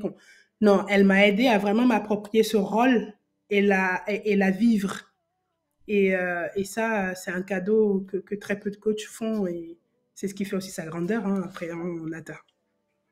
Et justement, est-ce que juste avant d'enchaîner avec tes autres expériences à l'étranger, qu'est-ce que aujourd'hui Natalia Elkova est coach à Prague, elle coach Valerian Vukosavljevic depuis quelques saisons maintenant. Et c'est vrai que Valerian, on l'a vu exploser aussi à Prague. Elle était déjà très dominante dans le championnat français, elle avait une place quand même bien acquise en équipe de France, mais je trouve elle a encore step up. Je pense que tout le monde sera d'accord avec ça. Depuis qu'elle est avec Elkova, qu'est-ce que cette coach justement, elle a de plus que les autres, parce que c'est vrai que c'est une coach quand même brillante depuis des années maintenant. On a parlé dans l'émission là de quelques coachs particuliers. Il y a Cheryl Reeve aussi en WNBA qui est impressionnante. Il y a Roberto Iniguez aussi qui est tout aussi impressionnant en Euroleague. Qu'est-ce que Natalia Ekova elle a en plus que les autres? Je ne peux pas dire, j'ai pas un mot parce que je pense que techniquement, j'ai eu des coachs qui ont été peut-être même meilleurs, mais c'est dans son approche. C'est une ancienne joueuse. Donc, est-ce que Ouais, le fait qu'elle a été à notre place fait que il y a une forme d'empathie, elle a cette capacité à tisser des rapports avec ses joueuses qui est juste extraordinaire. Enfin, je ne connais pas, et regardez même l'équipe de Prague, combien ouais, d'Américaines se fidélisent à un club comme ça? ouais. C'est clair. Et quand on regarde ces équipes qu'elles forment, c'est des équipes qui perdurent dans le temps, même avec des étrangères et même avec des américaines. Donc c'est pour dire qu'à un moment donné, il y a la personne qui est capable de fédérer, de rassembler autour d'elle, elle est tout simplement inspirante, je pense. Elle a cette capacité-là, voilà, c'est son don à elle, et ça va au-delà du basket. Et quand quelqu'un se sent aussi acceptée, aussi comprise, aussi attendue, on ne peut que se donner pour elle. On ne peut que mouiller le maillot pour elle. Enfin, pour moi, ça coule de Ouais. source. Et donc du coup, plusieurs années passent, tu signes au Fener, notamment après aussi ton année à Skio. Et l'année suivante, après le Fenerbahçe, tu pars en Chine. Alors je sais plus exactement c'est où là, je crois que c'est Ajin ou quelque chose comme ça, il me semble. Euh, Ouais, voilà. Ton expérience là-bas, elle s'est avérée particulière puisqu'elle a été interrompue en cours de saison. Ton club, il s'est retrouvé exclu du championnat. Alors pour ceux qui connaissent pas un petit peu l'anecdote, je vais la rappeler. Vous êtes sur un match contre, je sais plus, contre une équipe du coup du championnat et il reste 0,6 secondes sur le temps et en fait l'équipe a le temps de prendre un tir, d'armer un tir, de marquer et du coup fin de match, prolongation. Sauf qu'en fait ton club il est pas d'accord avec la décision du corps arbitral. Donc vous posez réclamation, vous décidez, je parle en tant qu'équipe évidemment, l'équipe décide de ne pas jouer la prolongation, donc en fait de s'arrêter là tout simplement, et en fait malheureusement la réclamation elle est refusée, et là c'est branle-bas de combat, donc le club est exclu du championnat, la coach elle est limogée, et les joueuses chinoises elles sont envoyées en camp de travail, donc c'est la cata, enfin c'est branle-bas de combat, il y a plus rien qui va. Aujourd'hui, on va pas revenir un petit peu sur cette expérience-là qui, je pense, t'as toi, je pense, marqué. On voit la sélection chinoise performer. Elles ont toujours été sacrées vice-championnes du monde, hein, les Chinoises derrière les Américaines. Mais le championnat chinois, c'est un championnat dont on entend peu parler. Justement, pour le peu de temps où tu es resté, comment tu décrirais un petit peu la vision du basket là-bas en Chine? Mais je pense que les Chinois sont très tournés vers la WNBA. Même le modèle de championnat qu'ils proposent, c'est sur 5 mois. 3 en saison régulière et 2 mois si tu vas au fond. Ouais, C'est un match tous les 2 jours. Donc il y a 3 matchs par semaine. Donc ils essaient vraiment de se copier et se calquer sur le modèle américain. Après, la particularité, en effet, c'est d'avoir qu'une seule étrangère par équipe. et pas toutes les équipes, parce qu'il y a 2 équipes qui sont des équipes militaires, une au nord, une au sud, qui représentent 70% des joueuses de l'équipe nationale. Parce que là-bas, aujourd'hui, en Chine, les basketteuses, elles sont considérées, elles ont des contrats avec l'État. Le basket n'est pas privé, n'est pas privatisé. Donc, les joueuses ont, comme si elles travaillaient, en fait, pour l'armée, en fait, tout simplement. Donc, elles n'ont pas de statut de militaire déployé, mais ça travaille pour l'armée, donc elles sont salariées par l'État. C'est comme ça que ça se passe. Et par rapport à ton niveau, tu as le salaire qui correspond ou pas selon ta performance. Donc, c'est vrai que les Chinois ont quand même beaucoup progressé dans le basket, je trouve, depuis cette ouverture-là, de dire qu'on va faire le choix d'incorporer une joueuse étrangère et elle ne joue que les 30 premières minutes du match. Parce que oui, ils veulent s'ouvrir au monde, mais ils veulent encore laisser de la place à leurs joueuses pour pouvoir s'exprimer. Le fait de s'entraîner tous les jours avec une Isabelle Yacoubou, le fait de s'entraîner tous les jours avec une Greener, avec une Maya Moore, tout ça permet à leur local de progresser, d'élever le niveau moyen, de travailler avec des coachs. Il y a eu Lucas Mandelo qui est parti avec son assistant, Cesare qui est maintenant assistant en équipe nationale. Enfin, tout ça fait que ils ont essayé de prendre, je pense, le meilleur de tout le monde. Alors, des méthodes discutables, surtout, niveau humain. Mais je trouve qu'ils ont cette intelligence-là de se dire, très bien, nous, on fait un truc qui est très bien, on a beaucoup de quantité de joueuses et on peut en exploiter pas mal. Mais pourquoi on n'arrive pas à passer le niveau pour commencer à dominer? Qui c'est qui domine? Ah, les Américains. Très bien. Comment ils travaillent? On va essayer de prendre d'eux et de copier qu'est-ce qu'ils font, comment ils fonctionnent, comment ils travaillent et de l'incorporer. Et travailler comme ça, je trouve qu'a fait grandir leur basket, tout simplement. Et au-delà de cette fin-là, qui pour moi a été vraiment un crève-cœur, ce fut l'une des, je ne veux pas dire la plus enrichissante, mais l'une des plus enrichissantes histoires de ma carrière, de voyage, d'échange avec les filles. Moi qui suis vraiment dans le multiculturel, alors là, j'étais servie là. Et l'intégration s'est super bien passée avec un traducteur, des filles qui avaient aussi soif d'apprendre du monde, parce que malheureusement, trop peu privées, parce que les étrangères là-bas sont mis sur un tel piédestal qu'elles n'ont même pas accès à leur propre coéquipière. C'est-à-dire que moi, je suis arrivée, on m'a expliqué que j'avais une suite. Mon traducteur avait la chambre en face de chez moi, que si j'avais besoin de quelque chose, de sonner. Je ne parlais à aucune fille. Et puis, j'ai dit, mais comment ça se fait? J'ai pas le droit. Généralement, les étrangères, elles aiment pas trop se mélanger. Donc, OK, la première fois, j'initie une sortie au cinéma. Les filles trop contentes parce que personne ne les a jamais invitées au cinéma. Je les emmène au ciné. Après, on va au resto. Après, on va se faire les ongles. Et là, ça a été aussi un sujet. Le coach, ah ouais, mais si elles font les ongles, elles seront plus concentrées sur le basket. J'étais là, mais what? Qu'est-ce qui se passe là? Enfin, ça n'a aucun rapport. C'est pas parce qu'on va passer 2 heures à se faire les ongles que ça veut dire qu'on réfléchit plus au basket ou qu'on ne sera pas concentré sur le match d'après. Donc, c'est des petites choses que j'ai partagées avec ces filles-là qui font que cette expérience, pour moi, ça reste vraiment humainement la plus belle que j'ai vécue. Même si la fin a été dramatique, voilà, j'ai toujours dit, si j'avais pas eu les enfants, si c'était à refaire, je serais reparti 10 000 fois en Chine. Voilà, tout simplement. C'est super intéressant ce que tu dis. Excuse-moi, Hugo, avant d'enchaîner. Et c'est vrai qu'on voulait l'aborder avec toi parce que c'est vrai qu'on a peu de retours au final de comment ça se passe là-bas. Et là, tu vois, là, j'ai appris plein de trucs. Et souvent, quand on voit des joueuses ou même des joueurs qui partent en Chine, souvent ce qui ressort, c'est ouais, il est parti pour l'argent. Mais évidemment que ça fait partie voilà, du... ça fait partie. Mais c'est vrai qu'on a zéro retour de l'expérience. Il y avait un chèque, à la fin de chaque mois, c'était 100 000 euros. Enfin, où est-ce que ça arrive? Et je faisais partie des plus petits contrats à cette époque-là. Donc, évidemment qu'on va pour gagner de l'argent. Mais moi, ma démarche, elle a toujours été au-delà de ça, parce que je pense que du moment où j'ai de quoi manger, que je ne manque de rien, que ma famille ne manque de rien, j'ai jamais été dans l'excès de posséder beaucoup d'argent, d'être riche. Enfin, c'est pas ma vision, moi, de ma vie. Donc, moi, évidemment, j'en ai profité pour voyager, pour rencontrer des gens.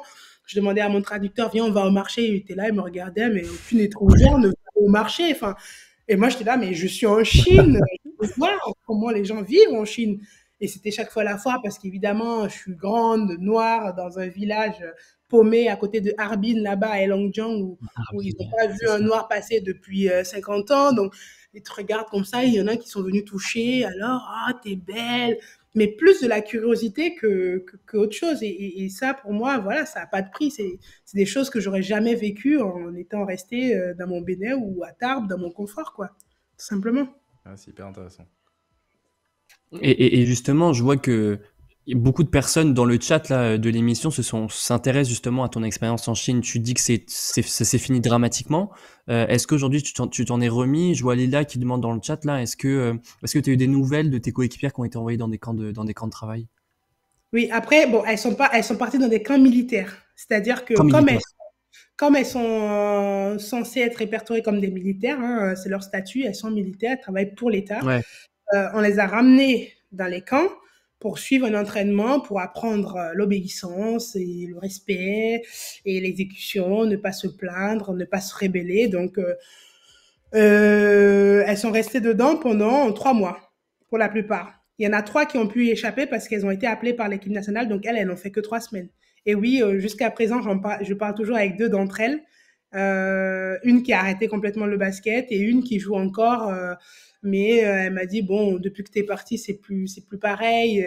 Mais il s'est passé vraiment quelque chose. C'est vraiment pas pour me vanter, mais je pense que même avec les filles, enfin, moi, quand elles devaient partir au camp et moi, j'avais mon vol le lendemain, donc j'étais encore à l'hôtel, tout le monde s'est retrouvé dans ma chambre, dans ma suite, là, dans mon petit salon, et elles sont toutes allées acheter un cadeau pour m'offrir alors que c'est des filles qui gagnaient rien. Enfin, moi, je les sortais parce que je sais que si elles devaient aller au restaurant, ben, elles vont réfléchir parce que si elles dépensent cet argent-là, il y en a plus beaucoup. Donc, moi, naturellement, je les invitais toujours quand on sortait et c'est moi, en plus, qui organisais les sorties qu'on faisait. Donc, ça me faisait plaisir de partager ça avec elles, mais elles sont toutes allées acheter, mais une bricole, peu importe, mais pour que je puisse avoir un souvenir d'elles. Et ça, c'est des choses que j'ai toujours chez moi, des vêtements pour mon fils parce qu'elle savait que je voulais adopter un bébé. Mais des conneries et des bijoux, un éventail, des baguettes, elles sont toutes allées chercher quelque chose pour moi. Et ça, pour moi, cet échange-là, humain, ça n'a pas de prix. Et jusqu'à présent, oui, j'ai encore contact avec 2 d'entre elles. On se parle au moins une fois par mois pour prendre des nouvelles. Et je dis peut-être que quand les enfants vont grandir un petit peu, oui, je Ouais, referai ouais. un voyage là-bas avec grand, grand plaisir. Et donc, voilà, après cette saison pour le moment particulière, tu décides du coup de revenir à Schio en Italie. Donc, c'est bah, du coup après être parti directement là-bas, tu es revenu à Schio directement. Tu poses tes valises pour 4 saisons. Tu y gagnes 3 nouveaux championnats, dont un avec Pierre Vincent et Andy Miem en 2018, que tu avais eu respectivement comme coach et coéquipier en équipe de France. Est-ce que ce trophée-là, il a eu une saveur un petit peu particulière, justement, de le partager avec eux? Mais bien sûr, je veux dire, on était i francesi di ski, enfin, la team France, et je pense même que pour la coupe, il doit y avoir une photo qui traîne sur mes réseaux où on est que tous les trois, où Ouais. bien sûr, c'était important. Nous, on était en transition parce que Skio, il faut savoir qu'au début, j'ai fait le choix de Skio parce que j'étais en adoption et pour pouvoir aller chercher mon fils quand les papiers seraient prêts, trouver un club qui vous accepte et qui risque de vous perdre 1 ou 2 mois plus tard, c'était pas facile. Mais Skio était en difficulté et le président, il m'appelle, il me dit, écoute, Isa, j'ai besoin d'une meneuse, j'ai besoin d'une guerrière, on a tout ce qu'il faut, mais on gagne pas, les filles sont frustrées, donc j'ai besoin de quelqu'un pour l'idée un peu tout ça. Je lui ai dit, mais écoute, moi, je suis en projet, c'est pour ça que je suis allée en Chine, parce que je sais qu'après, en février, je suis libre, et quand les papiers seront prêts et qu'on m'appelle pour aller chercher mon fils, je pourrai partir. C'est pour ça que je suis partie en Chine. Il me dit, ouais, mais bon, viens, et si on t'appelle, ben nous, on te laissera partir à ce moment-là, mais on a vraiment besoin de toi. C'était pas très compliqué pour moi à décider, puisque je vivais déjà en Italie, j'ai déjà ma maison qui est à 4 heures de Schio. Donc, être à la maison, pouvoir jouer en attendant que les papiers de mon fils sortent, voilà, ça a été tout naturel. Donc, je suis repartie pour finir la demi-saison. Évidemment, on m'a jamais appelé pour aller chercher mon fils avant. J'ai fini la saison et c'est à la fin qu'il m'a reproposé 2 ans derrière. Il m'a dit, mais en fait, parce que cette année-là, on était parti pour tout perdre. Vraiment. Et à la fin, on gagne. Et ça a été une très belle année qui a été difficile, douloureuse, mais très, très belle puisqu'on finit par gagner et à créer un groupe, ce qui était vraiment pas le cas au début quand je suis arrivée. Il y avait des bonnes joueuses, mais tout le monde voilà, c'est moi, je dois marquer 20 points, c'est moi, je dois marquer 30 points. Et c'était vraiment ça, en fait, quand on était à l'intérieur. Donc, Skio a été un choix évident pour moi de revenir.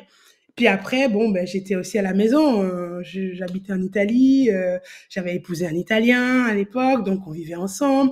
Donc, le choix naturel de rester en Italie pour pouvoir accueillir ce petit-là, pour ne pas être à droite, à gauche à gérer. Voilà, j'ai choisi aussi le confort pour accueillir mon fils. Après, quand on perd en 2017, Miguel Mendes, qui était notre coach jusque-là, avait été renvoyé parce qu'il y a eu des histoires avec des joueuses. Et vous savez, les joueuses ont le pouvoir. Hein. Nous qui gérons. Donc, on réussit à faire fâcher un président et un coach. Le coach est viré, même si pour moi, ça reste l'un des top coachs 3 que j'ai eu dans ma carrière, Miguel, tout simplement. Ouais.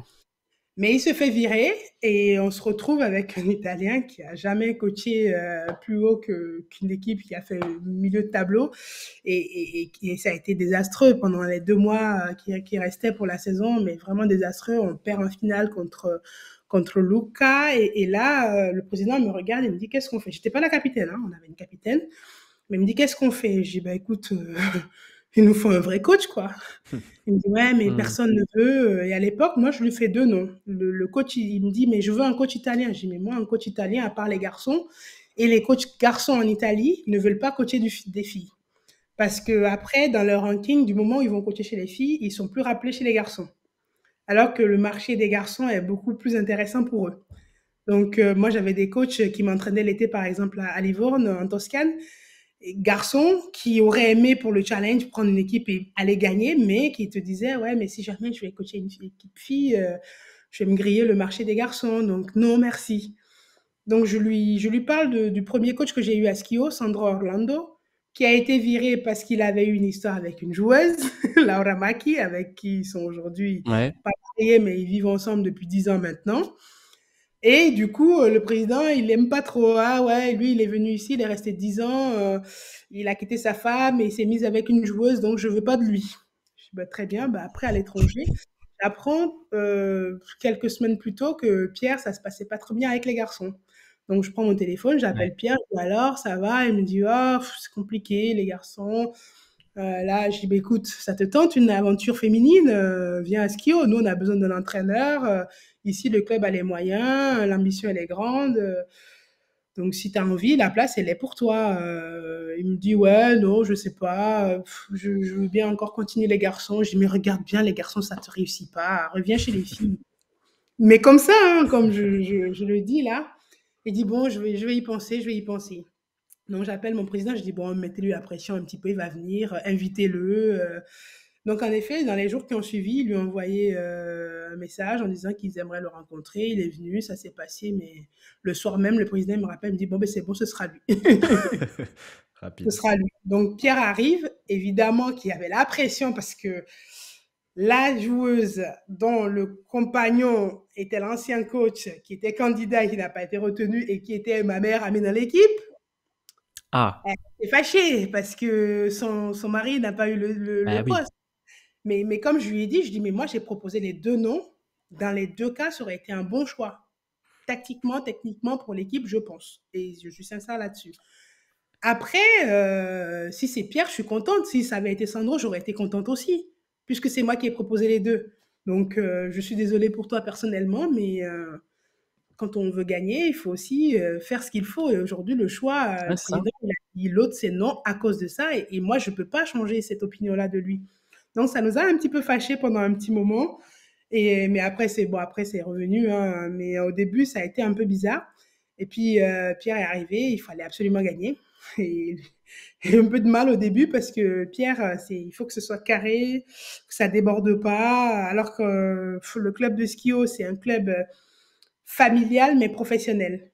Professionnel dans le sens où il y a tous les moyens qui sont mis pour que tu performes, mais familial parce qu'il y a un président qui est juste gaga de ses joueuses, de son équipe, de son staff.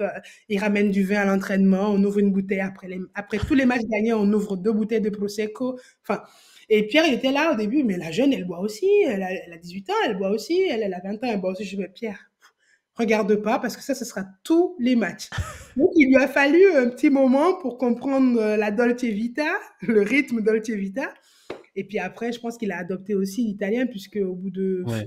même pas, il est arrivé déjà, il parlait quelques mots en italien, mais au bout de 2 mois, il n'avait même plus besoin qu'on lui traduise quoi que ce soit. Il est vraiment rentré dans la culture, en immersion totale. Et quand on gagne dans ces conditions-là, évidemment qu'on est fier, parce que réussir chez soi, c'est super, mais réussir à l'étranger, pour moi, c'est encore plus fort, parce que là, tu n'as pas les soutiens dont tu bénéficies chez toi, donc ça a encore plus de valeur. Et je dirais quel périple à Skio quand même. Après tout ça, toi, tu fais l'impasse sur la saison 2018-2019 pour raisons personnelles. Tu reviens en France à Bourges en 2019. Sur tes 3 saisons, tu connais voilà des hauts, des bas, des petits soucis physiques, personnels également. Mais la saison passée, elle se conclut avec un titre où tu aurais été ultra importante dans cette équipe de Bourges. Comment tu l'as vécu, ton titre à Bourges en revenant en France? Voilà, ça, il faudrait écrire un livre sur sur ces 3 années. C'est vrai que je finis en 2018 après avoir tout gagné, hein. Et non seulement on gagne tout, mais je finis MVP de tout, du championnat, de la Ouais, coupe. La vie est ouais. vraiment rose, quoi. Bim, je tombe enceinte. Mais quand je dis je tombe enceinte, je suis vraiment tombée, pour le coup, puisque j'étais sous contraceptif et que c'était pas prévu. Même si après, j'ai toujours eu une volonté, hein. Moi, depuis toujours, je m'en suis jamais cachée. J'ai toujours voulu être Mhm. maman. Donc, en tant que femme, je me suis jamais interdit ça parce que j'étais athlète. Donc, quand ça m'arrive, je me dis, mince, je viens de signer un contrat de 3 ans à pratiquement 1 million d'euros. Et là, je suis enceinte. Qu'est-ce que je fais? J'appelle mon président, je lui dis, écoutez, voilà, voilà.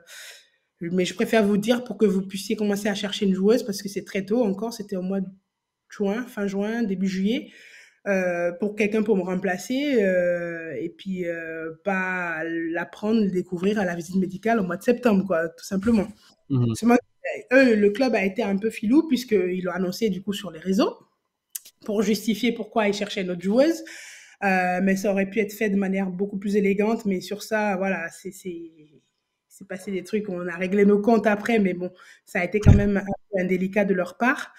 Et puis après, bah, j'atterris à Tarbes parce que au début, j'ai voulu arrêter ma carrière. Je me suis dit, bon, j'ai 32 ans, je tombe enceinte, je viens de passer une saison où j'ai tout gagné, j'ai la coupe, j'ai le championnat, je suis MVP de la coupe, je suis MVP du championnat, qu'est-ce que je peux faire de mieux? Même si je m'arrête là, c'est pas dramatique, c'est OK. Ouais, J'ai déjà fait ma carrière internationale en équipe de France, donc c'est OK. ouais. C'est vrai que moi, après, je me fais, non, c'est pas du tout OK en fait. J'ai pas décidé d'arrêter. Donc ça me fait me dire non, je suis pas prête à arrêter, je veux décider moi parce que toute ma carrière, j'ai eu vraiment ce luxe et ce privilège de décider de mes choix. Où je voulais aller, quand je voulais y aller, comment je voulais y aller. Et là, j'avais pas décidé d'arrêter. Donc je me suis dit OK, je vais revenir, je vais accoucher, mais je prendrai le temps parce que pour moi, l'allaitement, c'était hyper important. Je voulais allaiter ma fille, prendre le temps pour elle et pouvoir revenir après pour finir ma carrière, du coup, en France. Mais je me disais, j'avais le temps. J'appelle François, avec qui François, moi, c'est mon papa, donc on a toujours parlé partout où je suis partie. Donc, il m'a dit, bah, écoute, reviens à la maison. Où tu veux aller en France, bah, tu viens à la maison. Donc, je suis revenue à Tarbes en 2019, enfin 2018, où j'accouche en 2019. Mais même avant d'accoucher, déjà, lui, il me dit, écoute, évidemment, t'avoir sous la main comme ça, je peux pas ne pas te demander si tu veux rester. Et c'est malgré l'offre économique impressionnante qu'ils me faisaient, parce que finalement, ils m'ont fait la même offre économique que Bourges, ce qui était vraiment cassé la tirelire pour Tarbes à l'époque, je le sentais pas. Je le sentais pas Ouais. parce que je me suis dit, si jamais je reprends et que je suis pas à la hauteur et que ça va être trop lourd à porter. Ouais. Et ne sachant pas, j'avais pris 32 kilos pendant ma grossesse, ne sachant pas comment j'allais revenir, je me suis dit, c'est un risque qui est trop élevé à courir. Et le risque même d'abîmer mes relations avec François, avec le club, Mhm. ça se passe bien et que je préfère que ça reste vraiment intact. Moi, je crois beaucoup en ma bonne étoile ou tout ce qu'on veut. C'était pas le bon moment, je le sentais pas, donc je lui ai dit très honnêtement que c'est pas une question d'argent, c'était juste vraiment, je ne le sentais pas encore. Au même moment, évidemment, il y a eu d'autres propositions, mais Pierre Fossé m'appelle. Mhm. Évidemment, Isabelle, comment peux-tu être en France? Un club comme Bourges a besoin, ne peut pas se passer de ton nom dans voilà, les annales de Bourges, il doit y avoir, il y a l'opportunité, donc nous, on veut t'avoir. J'ai dit, mais Pierre, moi, vous êtes un club qui voulait gagner, et c'est normal, mais moi, aujourd'hui, déjà, je ne sais pas comment je vais revenir, et je veux prendre le temps pour allaiter ma petite, et le temps pour moi, pour mon corps. J'ai pris 32 kilos, il Oui. faut que je les perde pour être compétitive. Je ne sais pas quand est-ce que ça se fera. Et là, il me dit, mais non, on s'en fout, on part sur un projet à long terme. Ce que je veux, moi, on a 2 jeunes là, Alexia Chartereau et Léna Repère, je veux que tu les accompagnes. Et si tu peux pas jouer pendant une saison, c'est pas grave, mais tu seras là la deuxième, la troisième, et elles vont pouvoir bénéficier de tes conseils et de ton apprentissage. Du coup, je me suis dit, bon, mais pourquoi pas? Ce qui m'a soulagée avec Bourse, c'est que la réussite ne pèserait pas que sur moi. Alors que sur Tarbes, Oui. si j'avais gagné, c'était vraiment la joueuse et tout le Ouais. reste. Donc, c'était pas pareil. À Bourges, je n'allais pas dire je suis remplaçable. Tout le monde est remplaçable. De toute façon, c'est ma conviction. Même dans les meilleurs clubs, avec le meilleur statut, tu prends Maya Moore demain, elle se blesse, t'en prends une autre. C'est comme ça que ça Oui. marche. Donc, ça, j'étais très au clair avec depuis très, très jeune. Mais je me disais, il n'y a pas la pression du résultat, de ne pas réussir à répondre aux attentes si physiquement je ne faisais pas mon retour. Mais pas convaincu quand même. Je dis, bon, Jérémy, je préfère en parler quand même avec le coach parce qu'il faudra qu'il me gère. Déjà, en temps normal, je ne m'entraîne pas comme tout le monde. En plus, avec la maternité, je ne sais pas quand est-ce que je vais perdre le poids que j'ai pris en trop, tout ça. Donc, je parle avec Olivier Lafa qui me dit non, non, t'inquiète pas. Évidemment qu'on sait, je t'ai vu en équipe de France comment Pierre te gérait. Donc, il n'y a pas de souci. J'étais là quand Valérie Garnier te gérait aussi. Donc, on sait très bien ce que tu peux faire, ce que tu peux pas faire. Et voilà, le projet, c'est vraiment d'accompagner les jeunes, évidemment, de nous rapporter qui tu es. Mais on sait que ça peut prendre du temps. Donc, on est prêt à patienter. Donc, je signe. Et, euh, et je vais contre tout ce que j'avais dit. J'avais dit que je voulais allaiter, pas m'entraîner, prendre le temps de revenir. Ben, bon, j'ai allaité. Au moins ça, j'ai tenu parole. Mais j'ai repris tout de suite les entraînements. J'ai appelé Sabine Juras. Du moment où j'ai signé, j'ai appelé Sabine Juras. Je n'avais même pas accouché. Je lui ai dit, écoute, j'ai pris tel nombre de kilos. Je viens de signer avec Bourges pour 3 ans.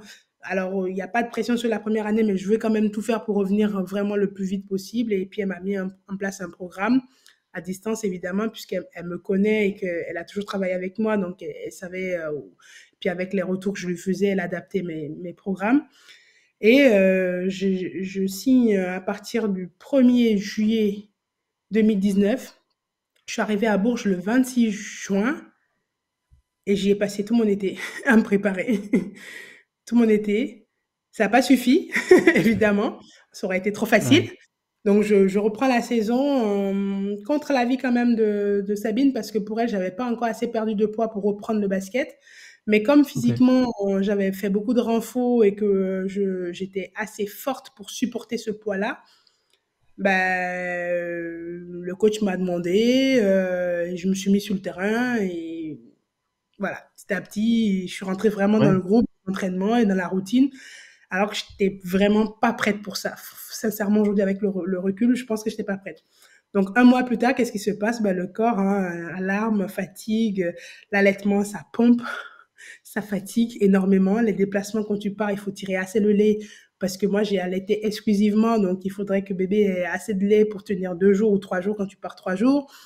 Donc, les nuits étaient hyper courtes et le rythme hyper dur à soutenir pour moi. Donc, je fais vraiment mon corps s'enflamme et je fais une crise d'hyperthyroïdie où, Mhm.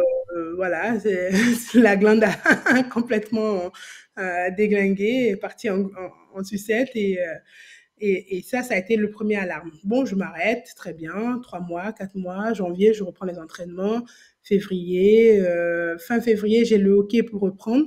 Donc, on devait recevoir Tarbes en plus. 2 jours plus tard, déclaration du Covid. Covid, match arrêté, tout le monde a peur, on est enfermé à la maison. Donc, je n'ai pas pu jouer la première année. Deuxième année, je me dis, OK, il faut que je revienne absolument. Donc, la première a été blanche, donc on joue la deuxième, seulement qu'on ne gagne pas, on perd en demi-finale. Donc, la dernière année, je me suis dit, bon, c'est ma troisième. Si je pars d'ici, à part les photos dans les murs, enfin, mon nom sera écrit nulle part sur un titre ici. Donc, avec mon compagnon, on s'est dit, mais qu'est-ce qu'on peut faire pour optimiser tout ça? Je lui ai dit, écoute, moi, je pense que le fait d'être maman, c'est un travail qui me prend beaucoup de place. En plus, maman comme moi je suis, j'ai besoin de vivre avec mes enfants et de faire des choses avec mes enfants. Dès que je peux, je les ai. J'avais embauché une nounou à temps plein pour quand je n'étais pas là. Elle travaillait 8 heures par jour quand j'étais à l'entraînement, quand je partais en déplacement. Mais le reste du temps, j'avais mes enfants, quoi. Donc c'est fatigant. Une athlète, quand tu t'entraînes, il faut dormir pour récupérer. Ouais. Je dormais pas assez. Donc là, il me propose avec le Covid et lui, son diplôme de préparateur physique, mais il n'arrivait pas à travailler parce que les salles de sport ont été fermées très très tard et ça a été les derniers avec les boîtes de nuit à réouvrir. Donc il m'a dit, écoute, on va partir au Bénin.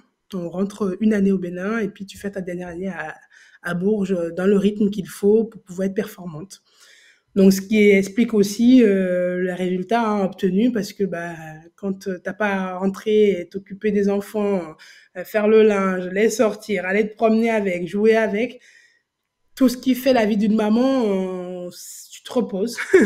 Et ça, Ouais. voilà, ça paye. Donc, forcément, ça se rejaillit sur mes performances. Je joue pas plus, mais je suis beaucoup plus percutante et beaucoup plus fraîche et disponible aussi parce que dans ma tête, ben, j'avais que le basket à penser finalement. Donc, voilà, très contente parce que c'était un pari qui était quand même très très risqué. L'aventure n'a pas été lisse du début jusqu'à la fin. Ça a été vraiment très compliqué pour moi à Bourges de m'intégrer à la ville, de m'intégrer au club avec les dirigeants et tout ça. Tout a été compliqué là-bas. Donc, pouvoir finir avec le titre, c'était vraiment la seule satisfaction que j'avais de ces 3 ans-là et de me dire, bon, au moins j'ai réussi ça. Voilà. Ouais, et puis J'aurais pas été dans le jeu, contente tu étais. je me suis pas intégrée, mais au moins, voilà, je suis rentrée avec ces Ouais. titres. Évidemment le championnat de France et puis l'Eurocup, même si je joue pas la finale, j'estime largement que j'ai contribué à arriver jusqu'en finale. Bien sûr. Et après, bon, comme tu l'as dit, mes problèmes personnels, familiaux, les drames de la vie m'ont rattrapé à un moment donné. Mais bon, voilà, j'ai fait ce que j'ai pu. Ouais. Ouais, et puis tu as été super importante aussi dans cette quête du titre de Bourges. Pour enchaîner un peu avec Tarbes, on va accélérer, condenser un peu nos questions parce que on aurait plein de trucs à te dire et plein de trucs à te Ouais, demander. c'est ça. Non, mais c'est trop cool, franchement, c'est trop bien. Du coup, l'été dernier, tu fais le choix de revenir là où tout a commencé pour toi en LFB. Ouais, Tu l'as dit dans plusieurs interviews que tu avais vraiment ce rôle un peu de mentor cette saison avec une équipe de Tarbes qui est jeune. ouais. Euh, et voilà, ce rôle de mentor, comment tu le gères autant dans le basket où tu as toute ton expérience, mais aussi dans ta vie de basketteuse et tout ce que ça implique à côté. Comment tu le transmets ça avec les jeunes qu'il y a dans cette équipe? J'ai envie de répondre tout simplement, j'apprends tous les jours. Ok. Parce que c'est un rôle qui m'a été du coup collé, hein, parce que moi-même, je ne savais pas que j'avais ce rôle-là de leader. Et la première à l'avoir détecté chez moi, je pense que c'est vraiment Nathalie Etchkova, en tant Mhm. que leader d'homme, pas seulement leader, parce que pour moi, il y a le leader et il y a la star. J'ai souvent été la star, celle qui fait gagner, celle qui marque des points, celle qui voilà, fait lever le public, mais je ne savais pas que j'avais ce rôle de leader où les gens pouvaient s'identifier à ce que je faisais pour pouvoir progresser et tout ça. Donc Nata, ça a été la première à m'avoir ouvert les yeux sur ça. Non, en fait, Isa, là où tu es, tu fédères, ton énergie est communicatrice, donc les gens ont envie de faire parce que tu es entraînante, parce que si. Donc, quand j'arrive à Tarbes, évidemment que tout de suite, je me suis mise dans ça. Bon, je suis là pour accompagner l'équipe, je suis là pour faire remonter Tarbes dans un peu plus haut que le classement, vu que ces dernières années, c'est quand même très compliqué. C'est entre la 10e et la 12e place. Donc, le but, c'est de remonter. Et dans ma quête, je me suis trompée. Je me suis trompée parce que, à force de vouloir dire aux filles ce qu'il fallait faire, le haut niveau, les attentes et machin, mais c'est comme les enfants finalement. Et j'ai pas percuté. Les enfants, il suffit pas de leur dire ce qu'il faut faire, mais Faut montrer. en faisant, oui, il faut Ouais. montrer. Il faut montrer et j'ai manqué de ça en début de saison. J'ai manqué de ça et quand je fais le bilan avec François en décembre, je lui dis, mais j'ai l'impression que je suis passée vraiment à côté. Et là, il me dit, mais non, mais c'est juste parce que tu es tellement dans le vouloir donner que tu t'es oublié toi en tant que joueuse. Donc là, depuis Ouais. janvier, je reprends mentalement ma place de joueuse.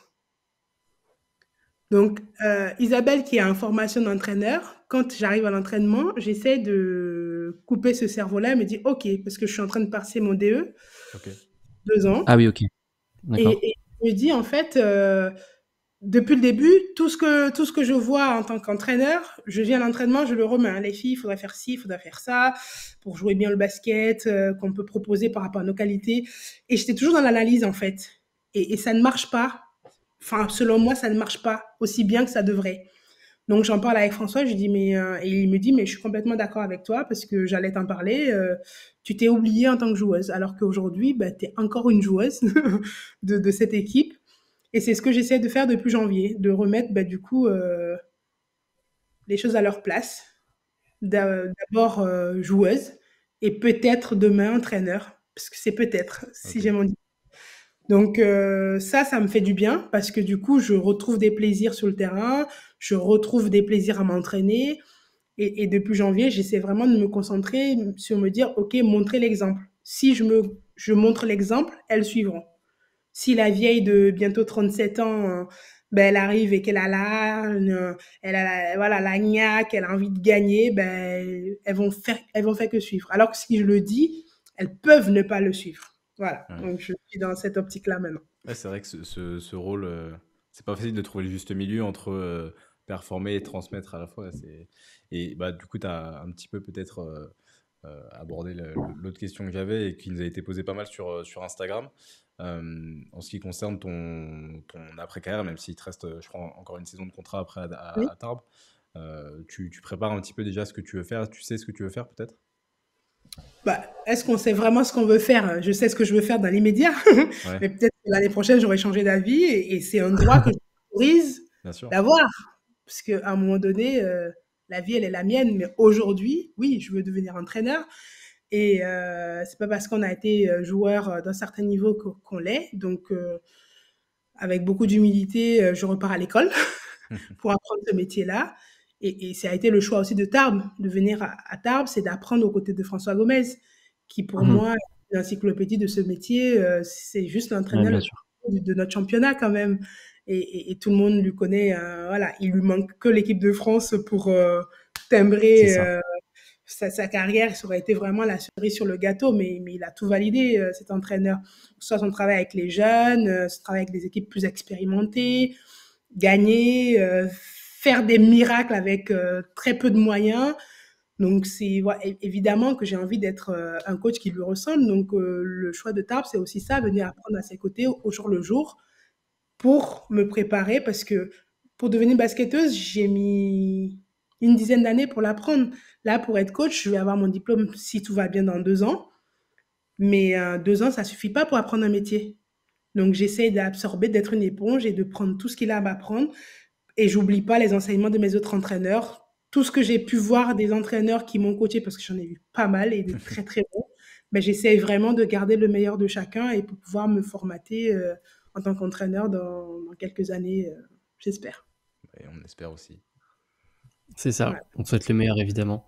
Dernier thème qu'on voudrait aborder avec toi, Isa. Bon, je vois, il est déjà 22h30, alors je vais condenser au maximum. Tu connais mon amour pour l'équipe de France. Tu sais que j'aurais 1000 questions à te poser là-dessus. Je reviens un petit peu au début. Je fais vite. Tu portes pour la première fois de ta carrière le maillot bleu lors de l'Euro 2006, pardon, U20. On est à Sopron en Hongrie. Tu remportes la médaille de bronze. T'es également élu MVP du tournoi. Qu'est-ce que tu as ressenti, toi, c'était il y a 16 ans maintenant, un peu plus de 16 ans, la première fois qu'on t'a appelé en équipe de France? C'était hyper contrasté. C'est-à-dire que 6 mois avant ça, je n'étais pas française, puisque j'étais béninoise, j'avais pas encore ma nationalité. Et 6 mois après, je porte ce maillot, je chante la Marseillaise parce que j'ai appris la Marseillaise pour pouvoir la chanter. Parce que pour moi, c'est important, c'est des signes qui, voilà, c'est comme le caméléon, quand tu arrives quelque part, tu t'adaptes. Pour moi, c'était forcément logique quand l'équipe de France, ben, que j'arrive, que je connaisse la Marseillaise et que je puisse chanter la Marseillaise. Mais ça vient concrétiser un rêve, en fait, parce que moi, jamais j'aurais pensé dans ma vie pouvoir finir dans une équipe nationale qui pourrait prétendre à des titres, enfin, continentaux, européens, internationaux. Enfin, donc, c'était une grande fierté, mais c'était surtout la reconnaissance pour moi des efforts que j'avais faits, du travail qui avait été fait en amont, mon arrivée, la difficulté de mon arrivée en France, l'éloignement de ma famille. C'était vraiment, moi, je l'ai vécu comme, voilà, ça, c'est pour te récompenser parce que tu as été une bonne fille, entre guillemets, voilà. C'était super émouvant. Et donc, du coup, suite à ça, tu arrives rapidement en équipe de France senior. Si je dis pas de bêtises, tu honores ta première sélection en A contre la Suède en 2007. Je crois que c'était à l'Alpe d'Huez. C'est Et ça. du coup, tu rentres dans la génération des braqueuses. Cette génération, voilà, qui remporte notamment l'or à l'Euro 2009. Qu'est-ce que tu peux nous dire de ces années un petit peu magiques où justement l'équipe de France, dont tu faisais partie, était parmi les meilleures nations au monde? Bah, que de la fierté, vraiment. Pas facile au quotidien parce que je pense qu'on avait une génération où il y avait beaucoup, beaucoup de caractère. Mais dans l'ensemble, chacun avait sa place, chacun trouvait sa place.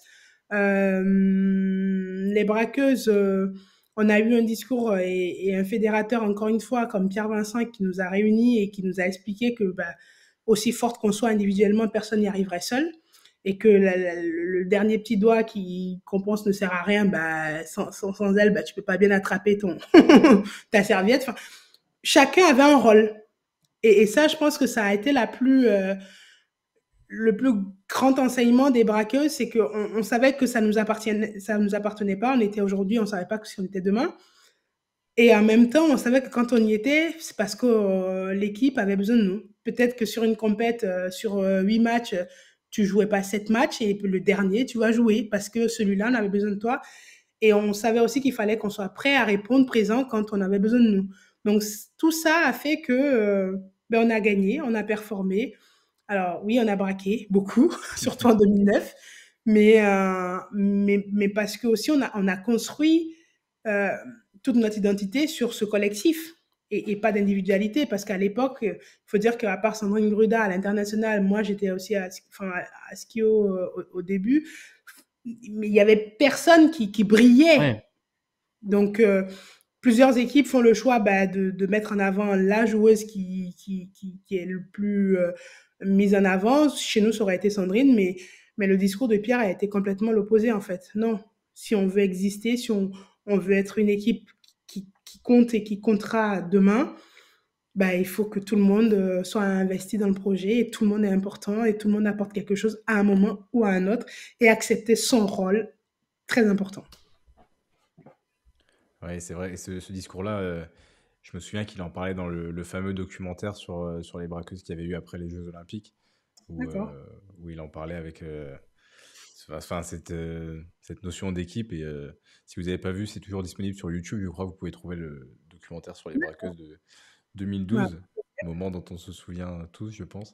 Et voilà, là, tu as vécu ces Jeux-là, tu as vécu tes deuxièmes Jeux Olympiques aussi à Rio ensuite, où tu étais capitaine notamment, puisque c'est une Dumarque était blessée. Fin 2016, tu prends ta retraite internationale avec 147 sélections au compteur. Oui. Aujourd'hui, avec cette équipe de France qui est totalement nouvelle, et toi qui as un regard du coup extérieur, avec tous les talents, les nouvelles générations, comment est-ce que tu vois le présent de l'équipe de France et le futur avec les jeunes joueuses qu'on a? Alors, je pense que depuis 2016, il y a beaucoup de talent. On va pas parler de Valériane qui a vraiment, comme tu dis, step up. Hein, elle a fait un pas de géant en avant.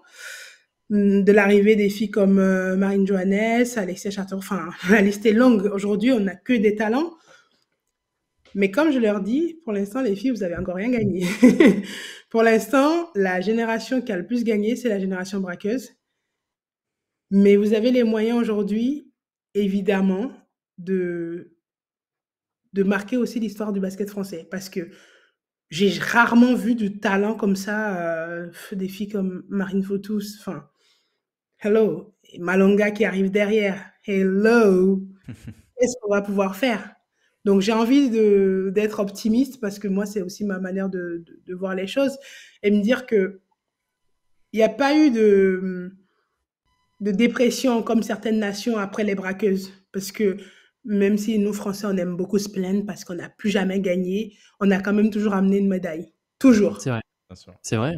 Toujours. Et ça, les gens, on s'habitue tellement à gagner qu'on se rend plus compte de la valeur des choses, en fait.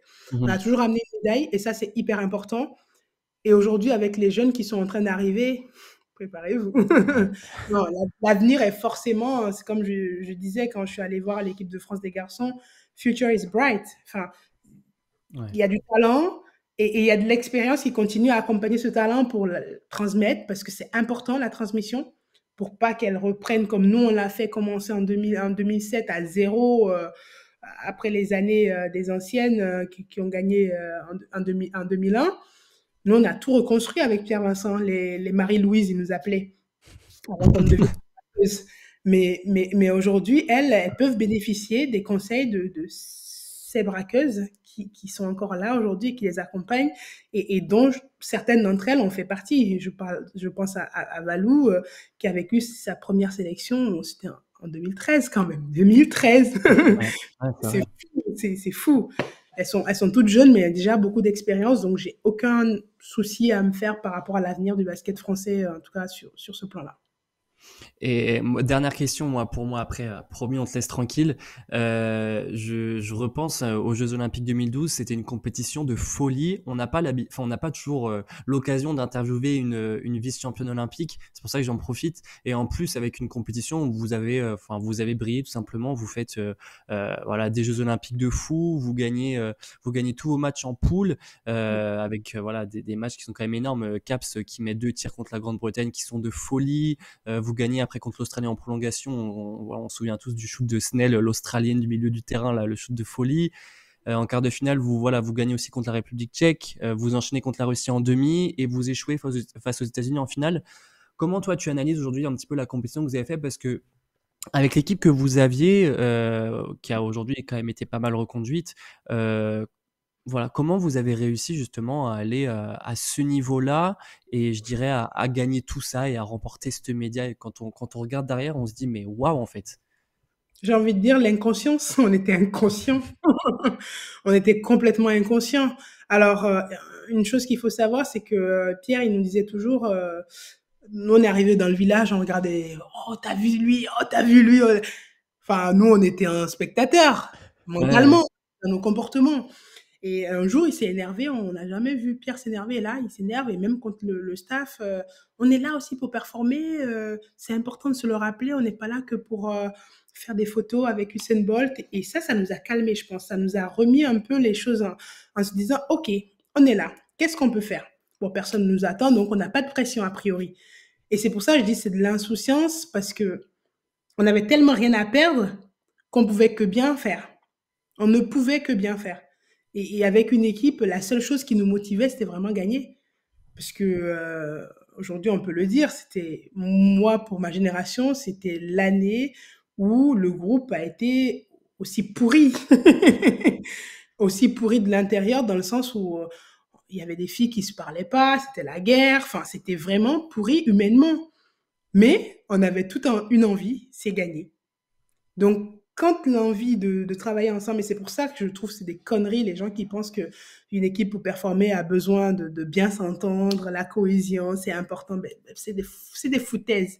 La cohésion, ça n'apporte que de la langue de bois, qu'on n'arrive pas à se dire les choses parce que on aime trop, ben, ça reste quand même ma copine, si je lui dis ça, ça passe pas. Non, c'est des conneries. Moi, j'ai plus performé dans des équipes dans lesquelles on s'entendait pas forcément toutes bien, que dans des équipes où c'était en dehors du terrain rose et magnifique et que du coup c'était aussi un frein dans le travail parce que quand il faut dire à ta copine, à ton amie que ben elle fait pas son travail, c'est plus délicat que de le dire à une fille que t'aimes pas. Et en 2012, je trouve qu'on avait ça. On n'avait pas des grandes copines, en tout cas il y avait des préférences et des clans, ouais. mais du coup ça a simplifié le travail parce que sur le terrain on savait ce qu'on pouvait faire, on savait ce qu'on attendait l'une de l'autre et on l'a fait. Donc, magique pour tout ça. De Eh toute ben, façon, ça reste Ouais. ouais. c'est- inégalable. Pour moi, inégalable. Pour tout. Eh ben, écoute, Isabelle, merci beaucoup de t'être livrée comme ça. Franchement, on a appris plein de trucs. Je crois que tout le monde est unanime Ouais, dans le chat. c'était Ils trop sont bien. tous Vraiment reconnaissant. Si tu écris un livre un jour, promis, je l'achète, je suis le premier à Ah, ça y l'acheter. est, hein. Du coup, vous avez le Prime chez mon livre qui sort le 16 février, lors de Oh, notre eh ben, voilà, match de Coupe de France. Et j'y ai travaillé toute l'année dernière. J'avais Mais pas les non. enfants, mais comme voilà, je suis hyper active, il faut pas que je peux pas rester sans projet. Donc l'année dernière, j'ai monté ce projet-là, j'ai écrit mon livre qui voilà, a été finalement édité avec les éditions Archipel. Donc ça sort dans 3 semaines. Mais c'est trop bien.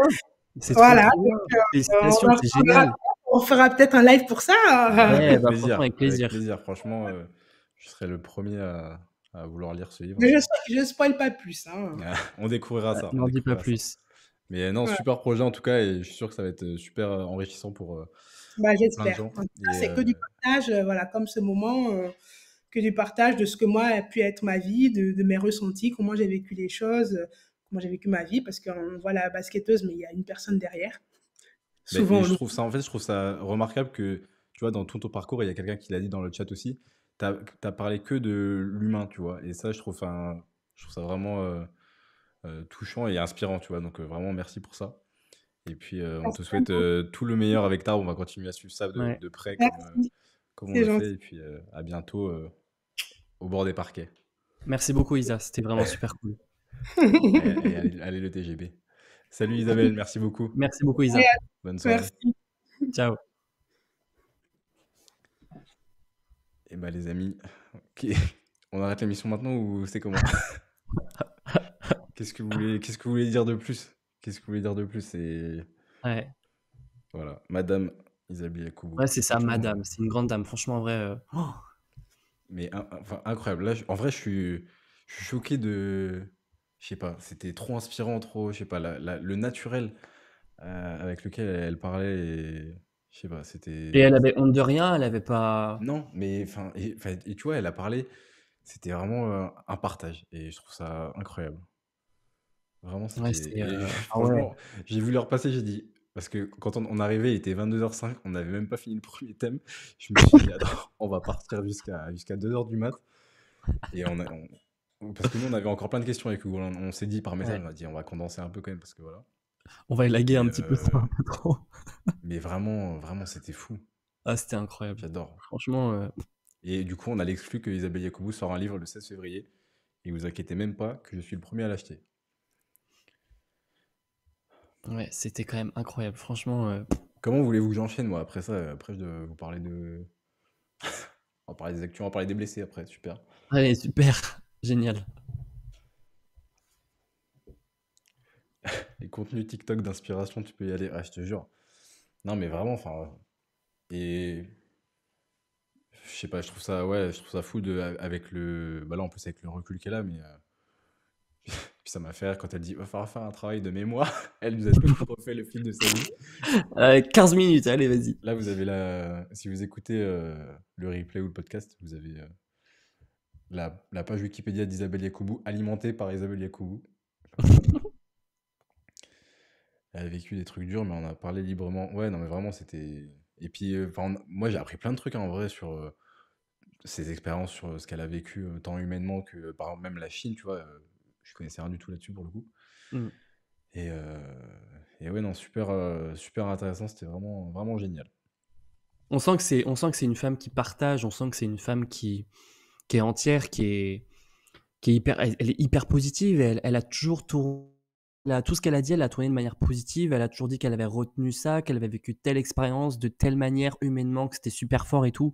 Même ce qui s'est passé en Chine, elle l'a tourné positivement. Enfin, c'est impressionnant, franchement, en vrai, même avec sa maternité, son accouchement, etc. Tout ce quand elle a dit qu'elle avait pris 32 kilos, elle a toujours tourné ça positivement et c'est impressionnant d'être toujours de montrer ce visage-là et d'être toujours d'avoir cette face-là, en fait, de toujours voir les choses positivement. C'est impressionnant, franchement, c'est une source d'inspiration quand même. Ouais, vraiment. Merci, merci Isabelle, c'était royal. Bon, on va enchaîner du coup, parce que sinon on va en parler encore toute la nuit. Cette semaine, le week-end prochain plutôt, à suivre samedi et dimanche, vous avez les matchs Charleville-Toulouse, Bourges-Montpellier. Bourges-Montpellier, gros choc hein, dans le quatuor de tête, ça va jouer au Prado. Ce sera à 20h samedi. Ça va être bien costaud. Saint-Amand Basketland à suivre samedi aussi. Lyon Landerneau, Villeneuve Tarbes et La Roche Angers. Ça va faire des beaux petits matchs. Alors sachant que la semaine prochaine, il est fort probable qu'il n'y ait pas d'émission, les amis. Puisque moi je serai à Villeneuve d'Ascq si tout va bien et j'ai demandé pour faire l'émission au Palacium, ce sera pas possible et je vous avoue que streamer depuis une wifi d'hôtel pour vous comme pour moi, je vous avoue que j'ai pas envie de trop tenter le truc parce que quand je vois déjà comment je galère à télécharger un petit fichier, si c'est pour faire un stream comme ça de 2 heures, on n'est pas rendu. Donc voilà, il y aura je pense des moments là dans l'année où il n'y aura pas d'émission, mais on essaiera de se rattraper avec des beaux entretiens comme ça, comme celui qu'on a eu ce soir avec Isabelle. Ah, il y a Maxime qui a mis dans le chat le lien du livre d'Isabelle, si vous voulez précommander. C'est sur le site de la FNAC. Donc voilà pour les matchs en LFB. On a aussi un petit peu de Coupe d'Europe avec mercredi Schio Basketland et Bourges qui recevra Valence. Voilà, 2 gros matchs à suivre sur Squeak toujours. Et puis l'Eurocup, ça commence avec les phases de... Non, c'est quoi, c'est les 8e là? Ouais, 8e. On arrive sur les 8e. Galatasaray-Montpellier, gros match. Brennes contre Angers. Et après, voilà, Lyon-Charleville et Villeneuve qui iront... Lyon qui recevra et Charleville et Villeneuve qui se déplaceront. Match aller des 8e. Et voilà, ça va commencer à se taper un peu. Et puis là, plus le droit à l'erreur, hein, parce que on est sur de l'élimination directe. Et donc, si on veut avoir des équipes dans le dernier carré, il faudra gagner. Donc voilà, à suivre sur YouTube, la chaîne de la FIBA, comme d'habitude. Pour ce qui est des actus, c'est beaucoup 3 blessures sur les 4 actus. Andy Millam, ça a été communiqué out pour 1 à 2 mois avec une lésion au mollet. Saison un peu cauchemar aussi là pour Andy Millam qui n'arrive pas à revenir correctement et du coup pouvoir... elle était revenue correctement, mais... Elle était revenue, mais elle jouait quoi, 3 matchs. Elle a pas de chance quand même, hein. Franchement, en vrai, c'est abusé. Hein. Donc voilà, on espère qu'elle pourra... que sa rééducation se passera pour le mieux et que ça ira le plus vite possible pour Bourges. Serena Kessler, on en a parlé, c'est un peu la désillusion du côté de Tarbes qui revenait déjà d'une saison blanche avec une blessure au croisé, qui avait fait un plutôt bon début de saison, qui avait un bon rendement du côté de Tarbes, qui avait montré des belles choses, et qui là est victime d'une 3e blessure au genou, au croisé, à seulement 20 ans, je crois, ou 21 ans. Donc bon, c'est terrible et on espère que son corps pourra tenir par la suite. Mais c'est vrai que tant de grosses blessures à cet âge-là, c'est jamais bon signe. On espère que ça pourra aller pour la suite. On en a parlé tout à l'heure, et c'est pas Oumo Diallo, pardon, qui arrive en renfort à Charleville, joueuse espagnole, poste 5. Plutôt de ce que disait Romuald Garneau, plutôt une joueuse qui va jouer au sol qu'une joueuse verticale et qui va apporter de la densité physique, je cite ces mots. Et il a dit: il nous faudra disposer d'un effectif prêt à aller au combat pour réussir notre 2e partie de saison. Et pour l'instant, les Flammes là, qui sont sur une plutôt pas trop mauvaise lancée. Donc espérons que ça continue pour elle. Et on en a parlé tout à l'heure, Adaora Elonou, qui est blessé et qui ne jouera du coup pas pour Angers. Et voilà pour les actus de la semaine. Ah, le chat, il est revenu sur les actus, il était plus la semaine dernière. Par contre, j'ai pas suivi plus que ça, mais côté Villeneuve, pas de carreau ces derniers matchs. Ah, j'ai vu ça. Je me pose aussi la question. C'est vrai que je lui ai pas envoyé de message, mais je sais pas. Il n'y a pas eu de com de ce côté-là. Enfin, voilà pour cette émission. Les amis, on finit un peu plus tard que d'habitude, mais bon, ça vaut le coup, vu la qualité de l'échange qu'on a eu. Ce sera disponible, évidemment, dès demain, le replay sur YouTube et le podcast pour l'échange avec Isabelle. Honnêtement, parlez-en de cet échange-là, et notamment le podcast, parce que là, je vais vous isoler du coup que la partie avec Isabelle. On a parlé, je pense, 1h, 1h05. Ouais. Donc, en vrai, si vous voulez le partager à quiconque, et en plus, là, pour le coup, ça parle un peu basket, mais ça parle quand même beaucoup d'humain et d'expérience de vie. Donc, si vous voulez le partager, ne vous privez pas. Ce sera sur les. Alors, je sais pas comment on appelle ça sur les plateformes de streaming, mais vous cherchez Taille 6 et vous aurez le podcast. Vous êtes normalement au fait si vous suivez Taille 6 sur les réseaux. Vous êtes au courant. Voilà en tout cas pour cette petite émission. Je voulais savoir ce qui était le mieux à faire à table. Ouais, j'avais les questions sous les yeux. Je me suis dit, on va pas. Parce que sinon, on la tenait jusqu'à 23h30. Hein. Bon, après, elle avait un spritz pour rester éveillée, ça va. Mais ça m'a fait rire quand elle a commencé. Bon, alors, question, c'est du spritz ou de l'orange? Non, franchement, c'était génial. Les amis, je vous souhaite une très bonne soirée. On vous tient au courant sur Instagram s'il y a une émission ou pas la semaine prochaine. Pour l'instant, je vous dirai que non, comme ça. Auquel cas, on reviendra dans 2 semaines. Et puis voilà, je vous tiendrai au courant. Suivez le compte Instagram. C'était génial, ce serait génial d'avoir Valériane, dont elle a beaucoup parlé. On aimerait bien avoir Valériane. Et d'ailleurs, Ça va venir. je vais à Prague du 11 au 13 février pour voir Valériane, notamment avec Puma et avec mon cher collègue Valentin. Bon, bah, Hugo, il se barre avant, comme ça, c'est nickel. Et puis voilà. En tout cas, on vous tient au courant sur Insta. Passez une très bonne soirée. Et puis, à très bientôt. Ciao, ciao. Prenez soin de vous.